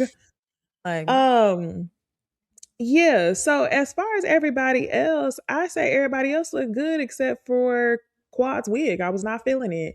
But honestly, I really didn't even, think 2 or 3 times about Quad's wig after I seen Mimi's greasy wig. But yeah, I don't know. Something about her that I just can't get with. I don't really have commentary on everybody else. The girls look good except for Mimi and Quad's wig. Yeah, those are my 2 right there. I feel like Jackie did a great job. I think Angel was the best one, from head to toe. But yeah, I agree. I don't think that hairstyle compliments Mimi at all. And I wasn't crazy about her dress either. And I like the color on Quad, but I hated the side part that they did on Quad. I think they could have did a better job. I like the style that she did in the interview with Carlos King. And then this one, like I would have preferred that one, but yeah. Yeah. I didn't like Heavenly either. That was the other one. It was her hair. Oh, yeah. Half up, half down. Half up, yeah. It honestly, the outfit matches her demeanor because it's giving villain. Like it's very much giving I'm the villain. Like the gloves, that little sharp thing on one of her titties. Yeah, she looks like a villain in this dress. Contessa looks like a villain that's trying to act like she's not a villain. Mimi looks like somebody who thinks she's the villain, but nobody's actually scared of her. Angel did, I think, look the best overall behind Jackie. I hated the fact, I think that I would have liked Quad's outfit more if her hair didn't look like that. And if it didn't go up that high like that, it looked like some stripper shit. And that's no disrespect. I just felt like, she could have did, it just could have been a little better than that for you. You didn't have to take it thigh high with that little strip like that. I don't know why. Quad. Yeah, Quad's dressed with that little hip thing. I don't know why it's giving like Fredericks and Hollywood slightly. Like it's just, I don't know. Like I know that's the style, but I don't know. Like I just wish it was a little different. And then also, yeah, I don't like that hair on her. I feel like that color, I feel like washes her out. I think I don't know why whoever's doing her wigs are not getting this color thing right, but she needs to do like a ashy blonde. Like it needs to be less golden and it's too yellow. white. Yeah, it's washing her out. But her face is beautiful. And actually, I know people were saying they didn't like Toya's dress, but I felt like Toya looked good. She ate. I think she had the best bob. Oh yeah, her bob is very, very nice. It's very much giving movement. Okay, so let's get into the actual issues of the reunion. Thank God it was only 2 parts. So the first thing I want to talk about is Jackie and Simone. And Simone basically making Jackie admit that she did not push Heavenly the way Heavenly said. The fact that Jackie kind of lied a little bit by not just saying what it was reminds me of what she did with Curtis when Curtis pulled Toya down on his lap and Jackie said it didn't happen, and it therefore gave Curtis license to continue to lie about it. Yep. And I think that it's the same thing with Elaine. Her allowing Elaine to keep that shit going and her not checking her when really sometimes she and Damon are the only people that can check her. And I know it's exhausting, but I think it's a role that Jackie enjoys playing because it makes her feel like she's more mature and evolved if she always has to be calming Heavenly or Simone down. That, and I think it also makes her feel like she's important. She likes the girls to be at odds and somewhat find herself in the middle of it. At the reunion, Andy was like, Andy or somebody, oh no, it was Andy. I think it was Angel. When they made up, Angel was like, oh, I love this for them.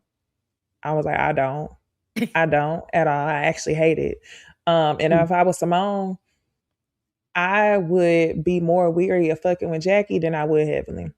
Because at least Heavenly is coming to you directly and it's very clear how she's moving. Jackie is dangerous by association. What Martin Luther King say? If you stand, basically those who are silent in the presence of something, basically you don't stand for shit. Like you just as bad as the enemy if you're not gonna say nothing. Even whenever she says something, when Jackie said to her, so tell me, like, did I push her? Jackie's answer was, everybody saw that you didn't. But what are you saying, Jackie? So yeah, I think it was just foolish of Simone to actually want to make up with Jackie so easily. And I think that's the one that she need to steer clear of. Yeah. I agree. It was something I was gonna say about Heavenly. So I heard somebody say this and I think they were right. Heavenly didn't really have a good mom in her life, whereas Jackie didn't have any children. So their relationship gives kind of like mother-daughter dependent in a little bit. So maybe Jackie be feeling that when she feels like she's about to betray Heavenly. And I'm just like, but you've been friends with Simone longer, but obviously length does not equate to loyalty.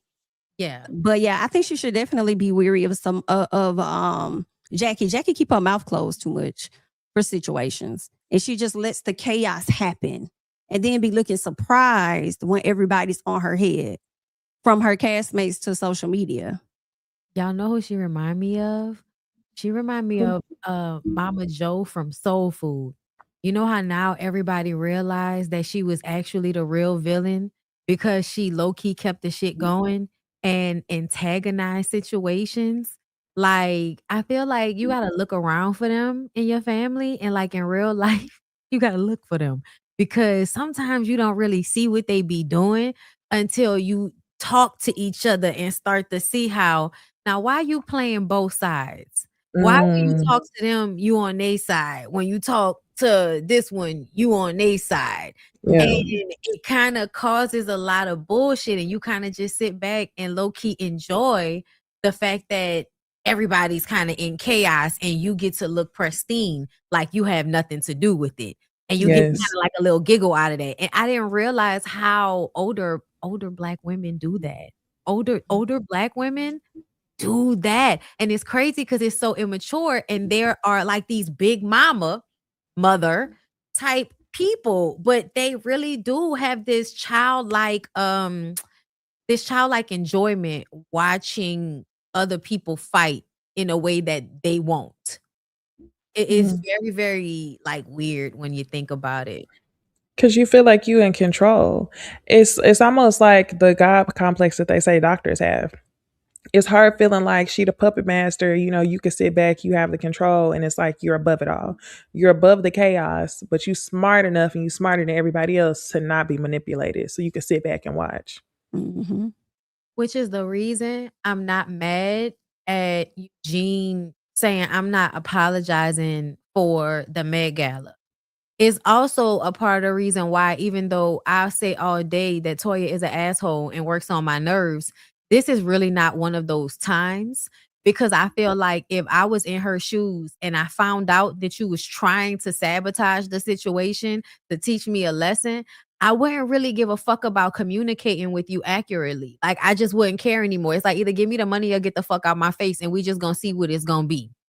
But I'm not going to actually try with you if you trying to make the situation more fucked up. And I feel like Jackie, when you look back, and I don't know if Steve was lying or not about saying that Jackie bought a table and they were supposed to be at Jackie's table, but it kind of made me feel like Jackie might have said that to them. And I feel like that instigated the situation, because why would you not communicate that to Toya in the first fucking place? Yes, clock it. Because I had the same thought. Same thought. In regards to Eugene and Steve, I just gotta get this off my chest because it's a safe space, right? Yeah. I'm sure Dr. Mimi and Steve are nice people in real life, but it comes across as if they are just two assholes who decided to get married. Like, they really seem to be. Steve, to me, seems like the guy who's just used to being the cool guy.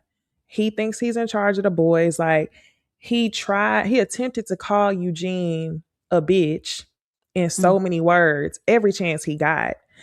And when the other men were getting a key out of it, you could tell he was looking around for validation. Like, yeah, I did it. Yeah, I'm going against the grain. Yeah, I called him Eugene Harris. Like, he was looking for validation. That's what I'm gonna call it. And it's so interesting to me because Dr. Mimi can psychoanalyze everybody on this show.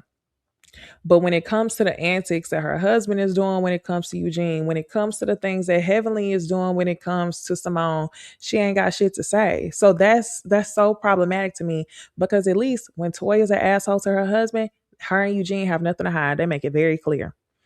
Now, Mimi, she likes to manipulate. It was something else that happened. Oh, the moment that set me over the edge and I was like, oh, I'm about to go bad was when Mimi mustered up all her might and said, it's something about us that intimidates you and Eugene.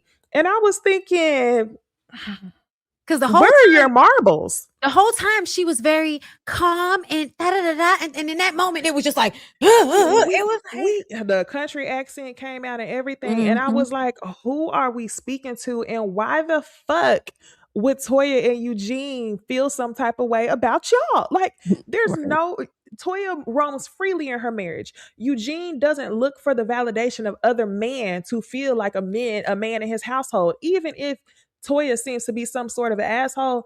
His goal at the end of the day is always to satisfy his wife. That's a real man. Whereas Steve is looking for the validation of other men. I do not fuck with them on this show at all.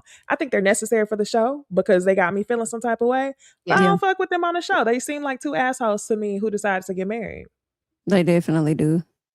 Steve came out there heightened her energy. Steve was a little awkward. Like, it seemed like the stuff he was doing, he definitely was looking off to the guys to get some type of validation from them for his antics and shit. But yeah, I just feel like he was wrong, especially for him to say that it's not personal. It's giving every bit of personal because you still loud. You still being aggressive. You're expecting an apology when this man pretty much said he was never going to give you an apology. I don't think one is old. But with all of the conversation that was happening, my biggest issue was Jackie not being pulled into the conversation. That was the biggest thing. Even when Toya said, I gave money. And then I'm like, the way Steve sat up there, they gave wine the first time and they didn't give nothing. And it's like, how you know you wasn't even there? Jamie, thank you. Because he was saying that as a viewer of the fucking show. And I remember thinking the same.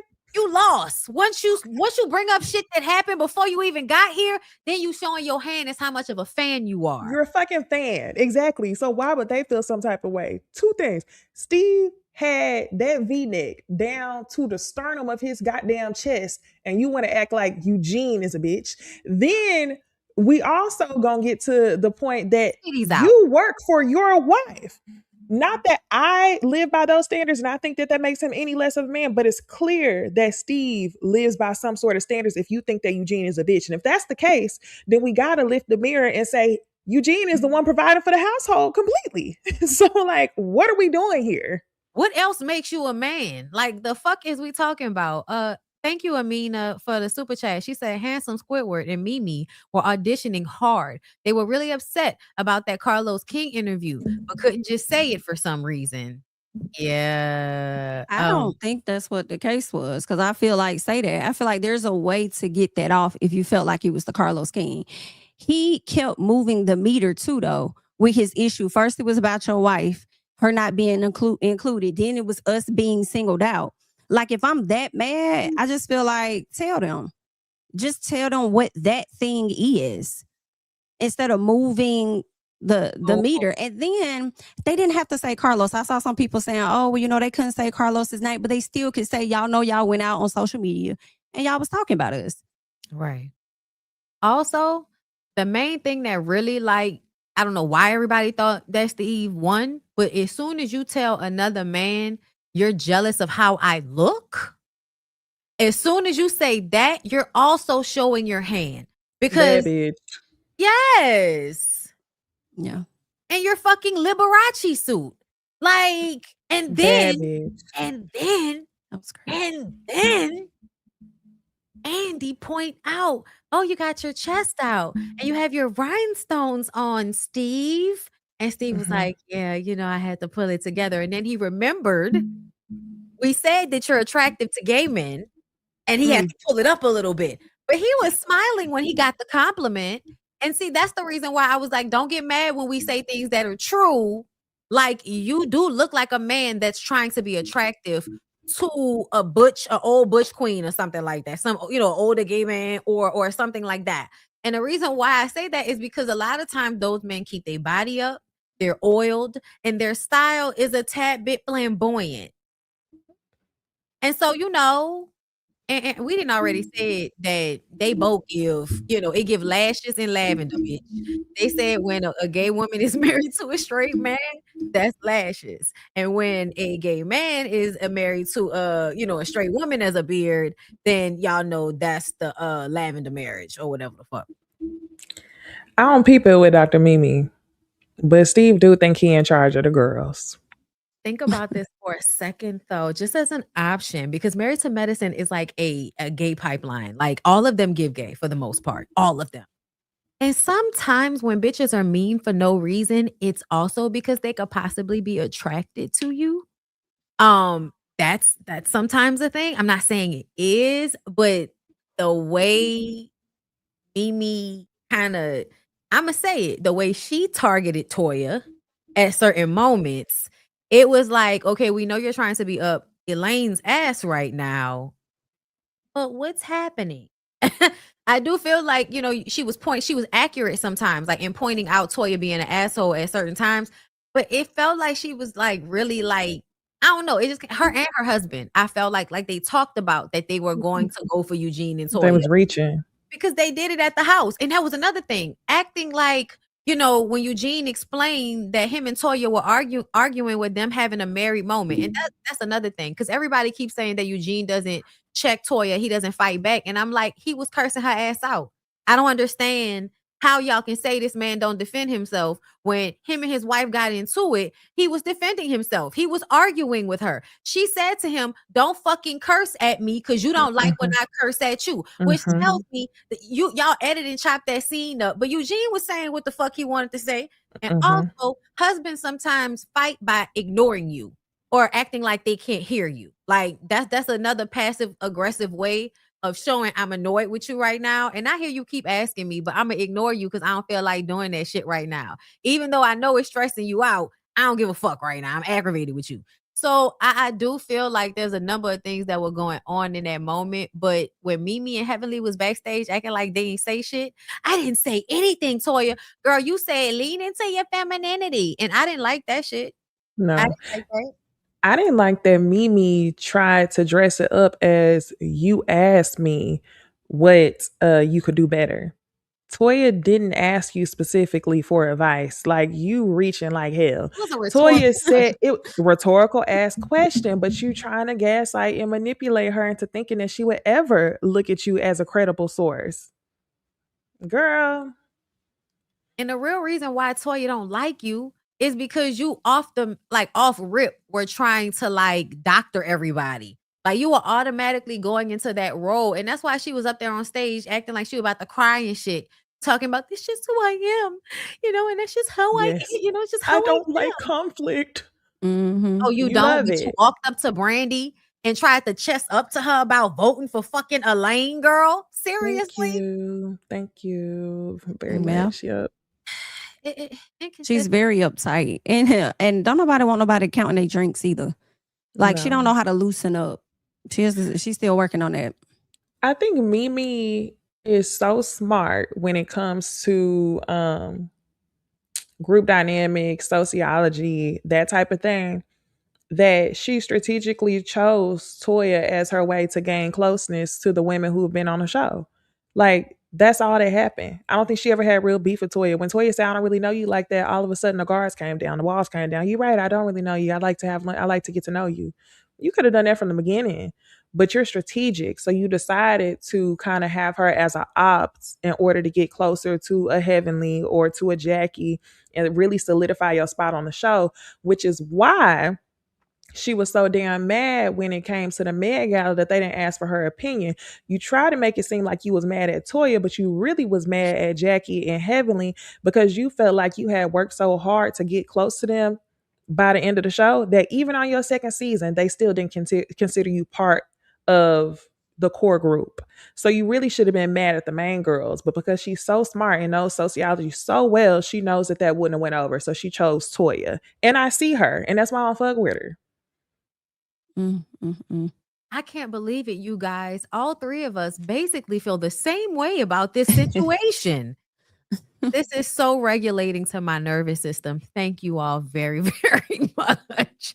Because I felt like I was crazy because I was watching it and I was seeing people say, oh, Steve was tearing Eugene. I was like, I felt like Eugene held his own so well and really because at the end, what do you want Eugene to do? Eugene is not it almost felt like y'all, especially with the Curtis situation. Oh my God, before we move off the fucking Curtis situation, Curtis piggybacking and shit, bitch. Ain't nobody lied on you. Nobody lied on you. You feel shame and guilt behind what you did and you can't handle it. So you're going to show up here acting like Eugene is doing something wrong by validating the fact that his wife did not lie. You did pull her you touched her hip. You pulled her down on your lap. He really should have been more mad at you about that. And I feel like he should have said something that's the moment where I felt like, Eugene, you could have said, now, to be clear, Curtis, I let you slide. And I think he might have said something along those lines, but didn't really punch it as he could have.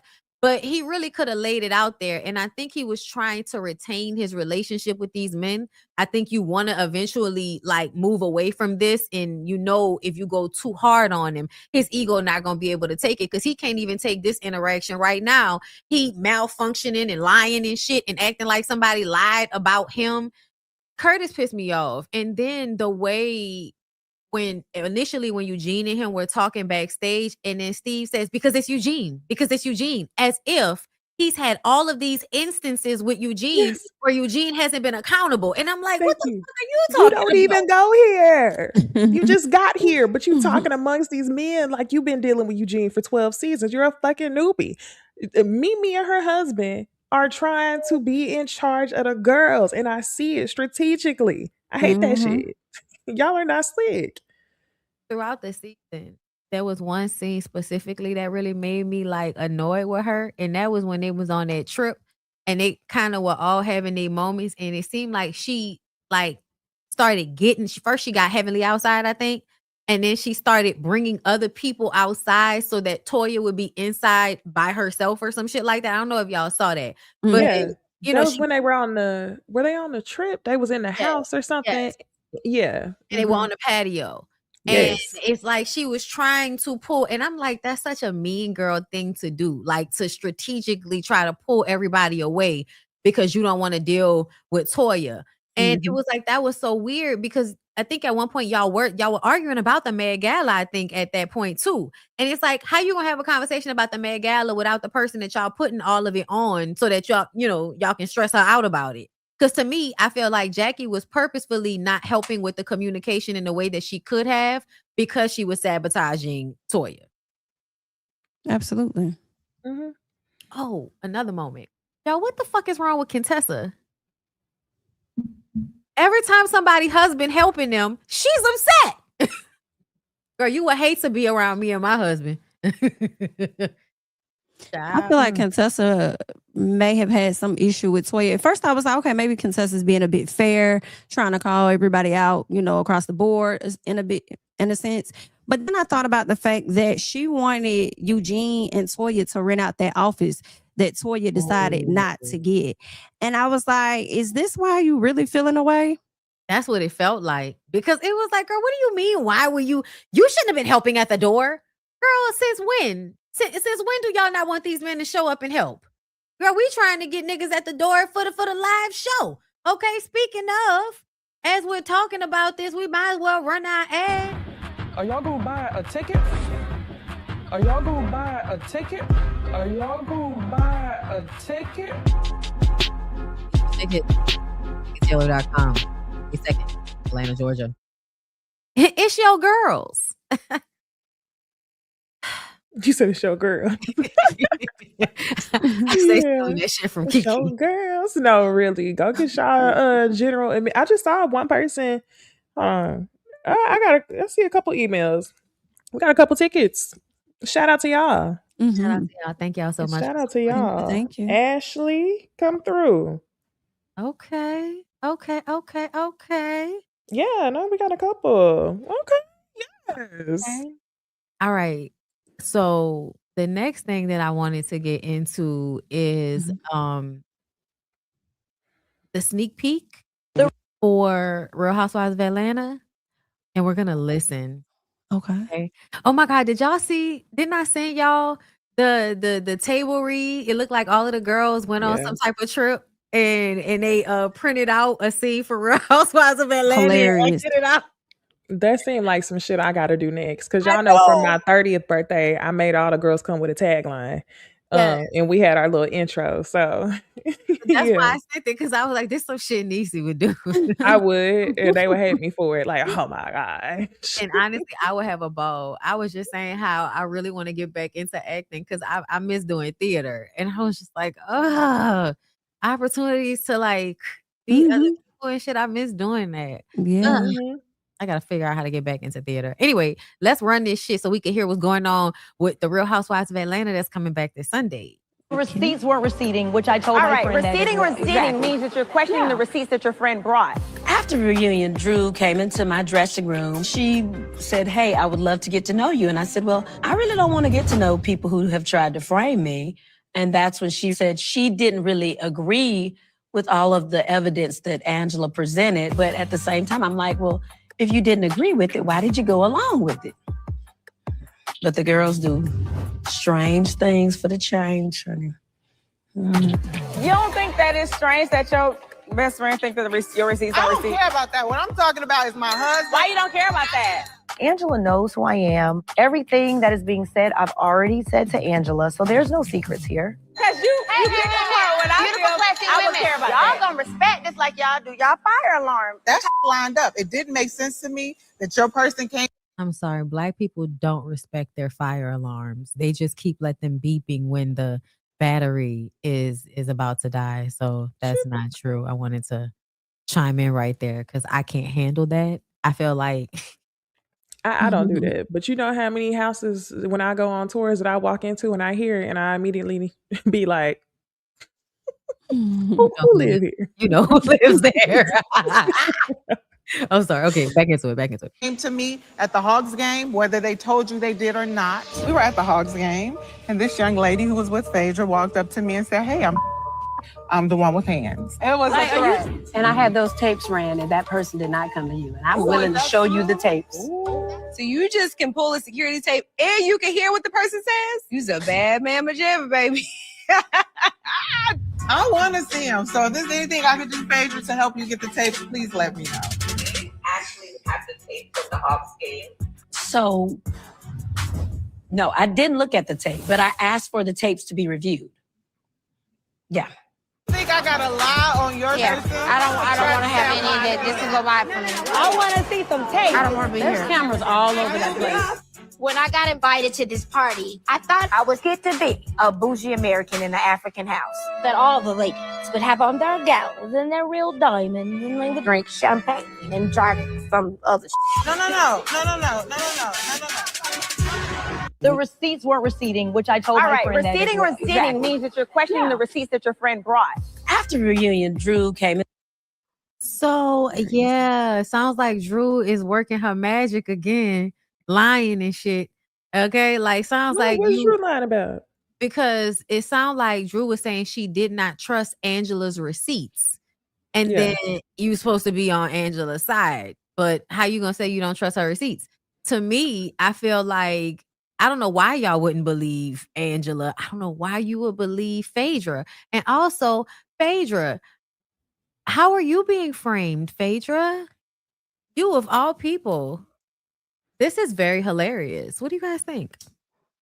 I feel like Drew may have initially started out seeming like she agreed with Angela because I think she went to go meet with somebody, so she supported her in that meeting. But when it came down to confronting Phaedra, Drew stepped back. So I think once she saw the receipts, Drew did not believe what the receipts were, and Angela actually felt the way that Drew was not standing with her.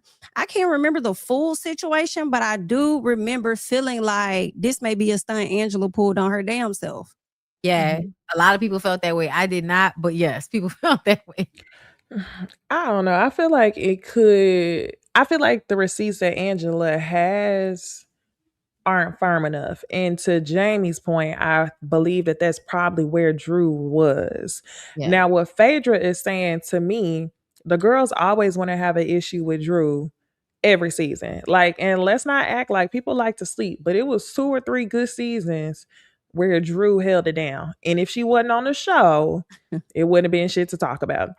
So, with that being said, I just want to call out Phaedra is still lying. She's still lying. Why the fuck would you even muster yourself up to say I had the tapes pulled at a NBA game to where you could hear what was going on? Like, yeah, that's another one I can't fuck with Phaedra.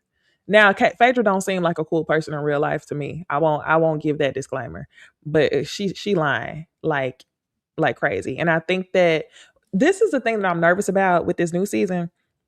I'm so excited for K Michelle to be on the show, but her and Drew are gonna be beefed out. So I just don't understand why the girls be wanting to beef for Drew. It just seems so like easy mark. Yeah, like Drew just seems like she wants to be cool with people, and they just make it hard for no reason. Because a lot of these women are bullies. That's why. And Yeah. you bully the weaker person or the sweeter personality. Yeah, I hate to see a season with Portia, Phaedra, and K Michelle not fucking with Drew, but I guess I'm gonna see it. But I think K I Michelle think not Portia gonna be and her good. Oh, okay. Yeah, no, they just did an ad together. Them and Cynthia did a Go Naked Hair ad. I don't trust it. I think, yeah, but I think you're still right though, Necey, because you got Shamia and Kelly and K Michelle. Oh, Now Phaedra. Listen, I don't care who's fighting with who, but I know I'm not gonna be here for K Michelle acting like she ain't never shook a table on a bitch before. Like you threw a lit candle at somebody, K Michelle. I know you want to be a different person, but don't act like you ain't never been in a scene where hoes is and they just arguing. You've been in scenes where people was throwing furniture and you sitting up here acting like this is too much. Oh my God, they're talking back and forth. Like, girl, what? It just wasn't that serious. But Phaedra is a liar. Phaedra is a liar, and it is odd. Let me see. Because I don't think I watched the trailer. Let me see. Once upon a time in Atlanta, there lived a group of beautiful dolls who really tried to be good. Like, really tried. I trust no lawyer that don't practice the law. I don't trust no lawyer that eat dead people. I eat dead people? But spilling tea is their favorite game. She said that she was sleeping with a married man. Oh, she want to spread her own tea? And when the tea is poured, that's when the dolls come alive. I should have bought your foreclosed house. Okay, Mr. Clean, don't do it, Papa Smurf. This season on The Real Housewives of Atlanta. We the richest bitch you ever seen in your goddamn life. Tell me how expensive I am right now. 180,000. Atlanta is Black Hollywood. Andretta 2000. Good God Almighty, it's eating me. I didn't expect God to send a 6'5" tall man with big arms and tattoos. This is my friend Sway. I love these hands. It's giving Atlanta. We've seen that man before. Sometimes we play in the field too much. And then we... Yeah, he was on Ready to Love. Oh, that's what I was about to say. Yeah, he was on Ready to Love. And he's like been an actor, I think, since then. This is a scheme. Yeah. Look up and Right. like, what happened?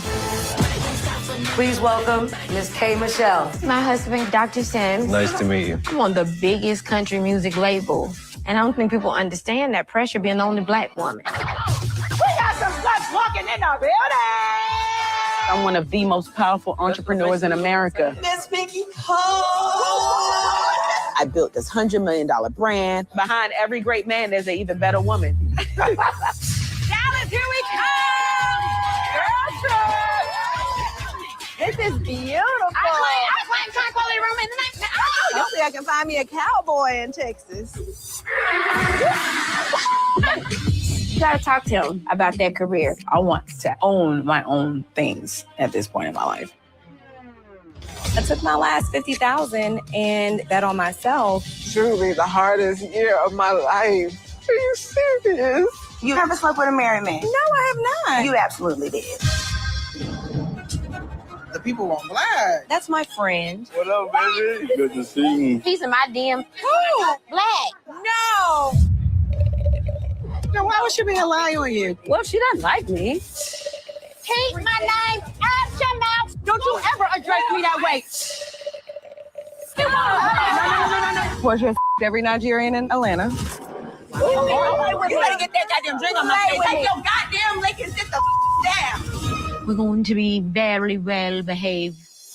The Real House. Okay, I did remember that. I just needed a refresher. It looks like Portia is instigating all of it. It feels like production is telling us. I know.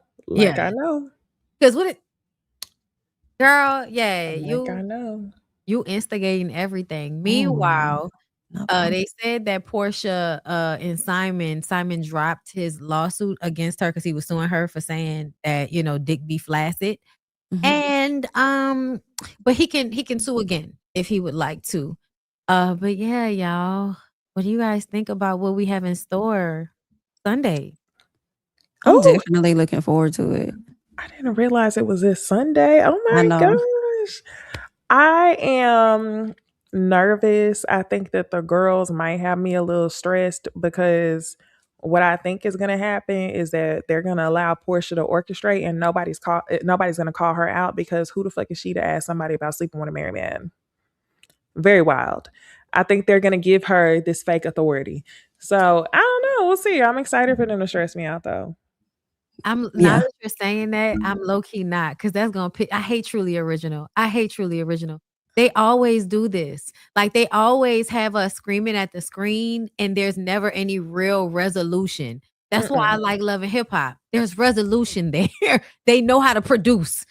Demond, thank you. Angela definitely gonna dig into Pinky's ass at the reunion about her bankruptcy. She was talking big game, then everything came out. I mean, at least she got to keep her house because they were about to take her house and she had to go to court and she was able to keep her house. Thank you, Brittany, for being a member for 32 months. Drew, the only one who kept her peach during the shakeup. I don't know. Gotta give her props. Oh, absolutely. Put some respect on her name. The girls don't be trying to put respect on Drew. Drew and Ralph carried the show for the 2 and 3 dead, dusty ass seasons. And I don't understand. Like as a viewer of the show and a fan of the show, I see that, but they still find a way to treat Drew like she ain't shit. Like, honestly, she's had the arc that they say that Portia had when she went through the divorce with Cordell and she fought for her spot. And they said that basically if she went on the show wasn't going to be shit. That's who Drew is to me. And people are not calling it for what it is. I agree. I can't wait to see what Drew is going to give this season now that her divorce is finalized. So, yeah, I'm looking forward to that. I am looking forward to seeing how Pinky Cole is going to mix with everybody. I do feel like, and I might be wrong, but I'm betting early on me being on Angela's side. I don't know why, girl. That's just how I'm feeling right now. So yeah, we'll see. Also, like K Michelle, as much as I'm happy to see you back on reality TV, bitch, I am so tired of you complaining about putting out a country music album. You've been complaining about that shit for a decade. Bondy, I didn't want to come too bad on her ass because I'm excited about her being on the show.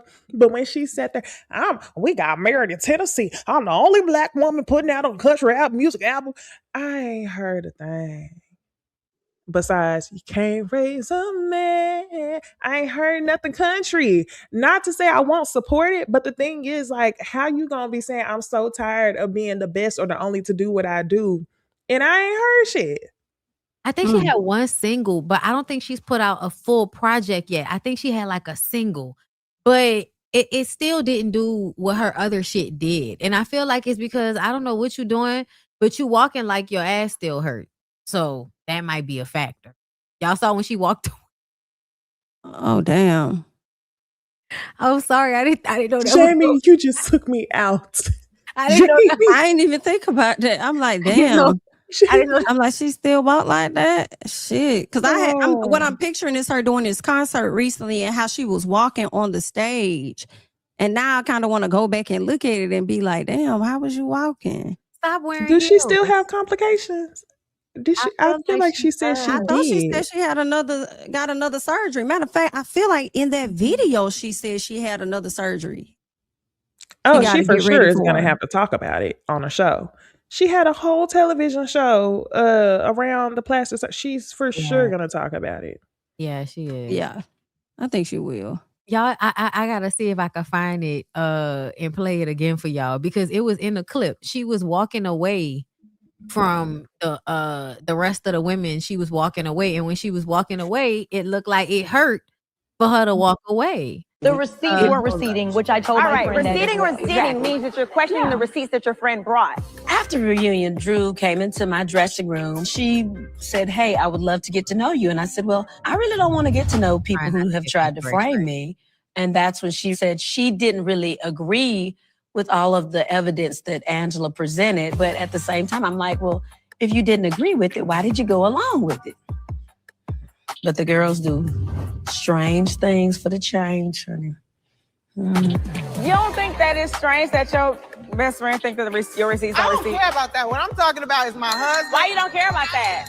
Angela knows who I am. Everything that is being said, I've already said to Angela. So there's no secrets here. Because you pick apart what I Beautiful, classy I would women. care about Y'all that. gonna respect this like y'all do y'all fire alarm. That's lined up. It didn't make sense to me that your person came to me at the Hogs game, whether they told you they did or not. We were at the Hogs game, and this young lady who was with Phaedra walked up to me and said, hey, I'm the one with hands. It was a threat. And I had those tapes ran, and that person did not come to you. And I'm willing to show you the tapes. So you just can pull a security tape and you can hear what the person says? You's a bad man, pajama, baby. I want to see them. So if there's anything I could do, Phaedra, to help you get the tapes, please let me know. Actually have the tape from the Hawks game. So, no, I didn't look at the tape, but I asked for the tapes to be reviewed. Yeah. You think I got to lie on your person? I don't want to have any of that. This is a lot for me. I want to see some tape. I don't want to be There's here. cameras all over that place. When I got invited to this party, I thought I was get to be a bougie American in the African house. That all the ladies would have on their gowns and their real diamonds and they would drink champagne and drink some other shit. No. Is this Kay? The receipts weren't receipting, which I told my friend. Receipting. Y'all saw it? That was Kay walking away? Yeah. Oh, damn. Walking away like her feet hurt. That's what I was thinking. That's the first thought. That's what I was thinking is the too. feet or what? But I also was like, I feel like it also might be like, your complications from that causing like issues with your feet hurting. Cause I think it was like nerve damage. She was getting some of that shit taken out of her ass because it will like grab on to things in your body. I think I remember her saying that. I wonder how many surgeries. I don't know why I'm thinking 50. Like, was he like, Yeah, how many? she had a lot. She had to do a lot of surgeries. And I feel like, why would you still wear heels? Why would you, if it hurt that bad, why would you, I wouldn't, like, fuck all that. I'm not doing, why would I wear shoes that hurt that bad? That I'm walking like this. Like, that shit was wild. I don't know. Pray for the girls. But I think it's going to be a good one. So I'm excited about it. But that's all I got for y'all tonight. I wasn't trying to ram, I wasn't trying to ram your head in the wall. I was trying to keep. I think we had a good show. I think so too. Thank everybody. Damn, it's gonna be 2 weeks. It's gonna be 2 weeks and only 2 more shows. Listen, until we see them in person. I know, right? I'm so excited. Crazy. I mean, quickly. Yes. Follow everybody. Jami ThatsMe, Bondy Blue, Blue Rose Bondy on Twitter. I'm Bondy Blue on everything else, TikTok, Instagram. Necey Dixon on everything, all of the things, girl. We appreciate y'all so much for joining us. And just one more time before you guys go. Are y'all gonna buy a ticket? Are y'all gonna buy a ticket? Are y'all gonna buy a ticket? That ticket, girl. We'll see y'all soon. Bye.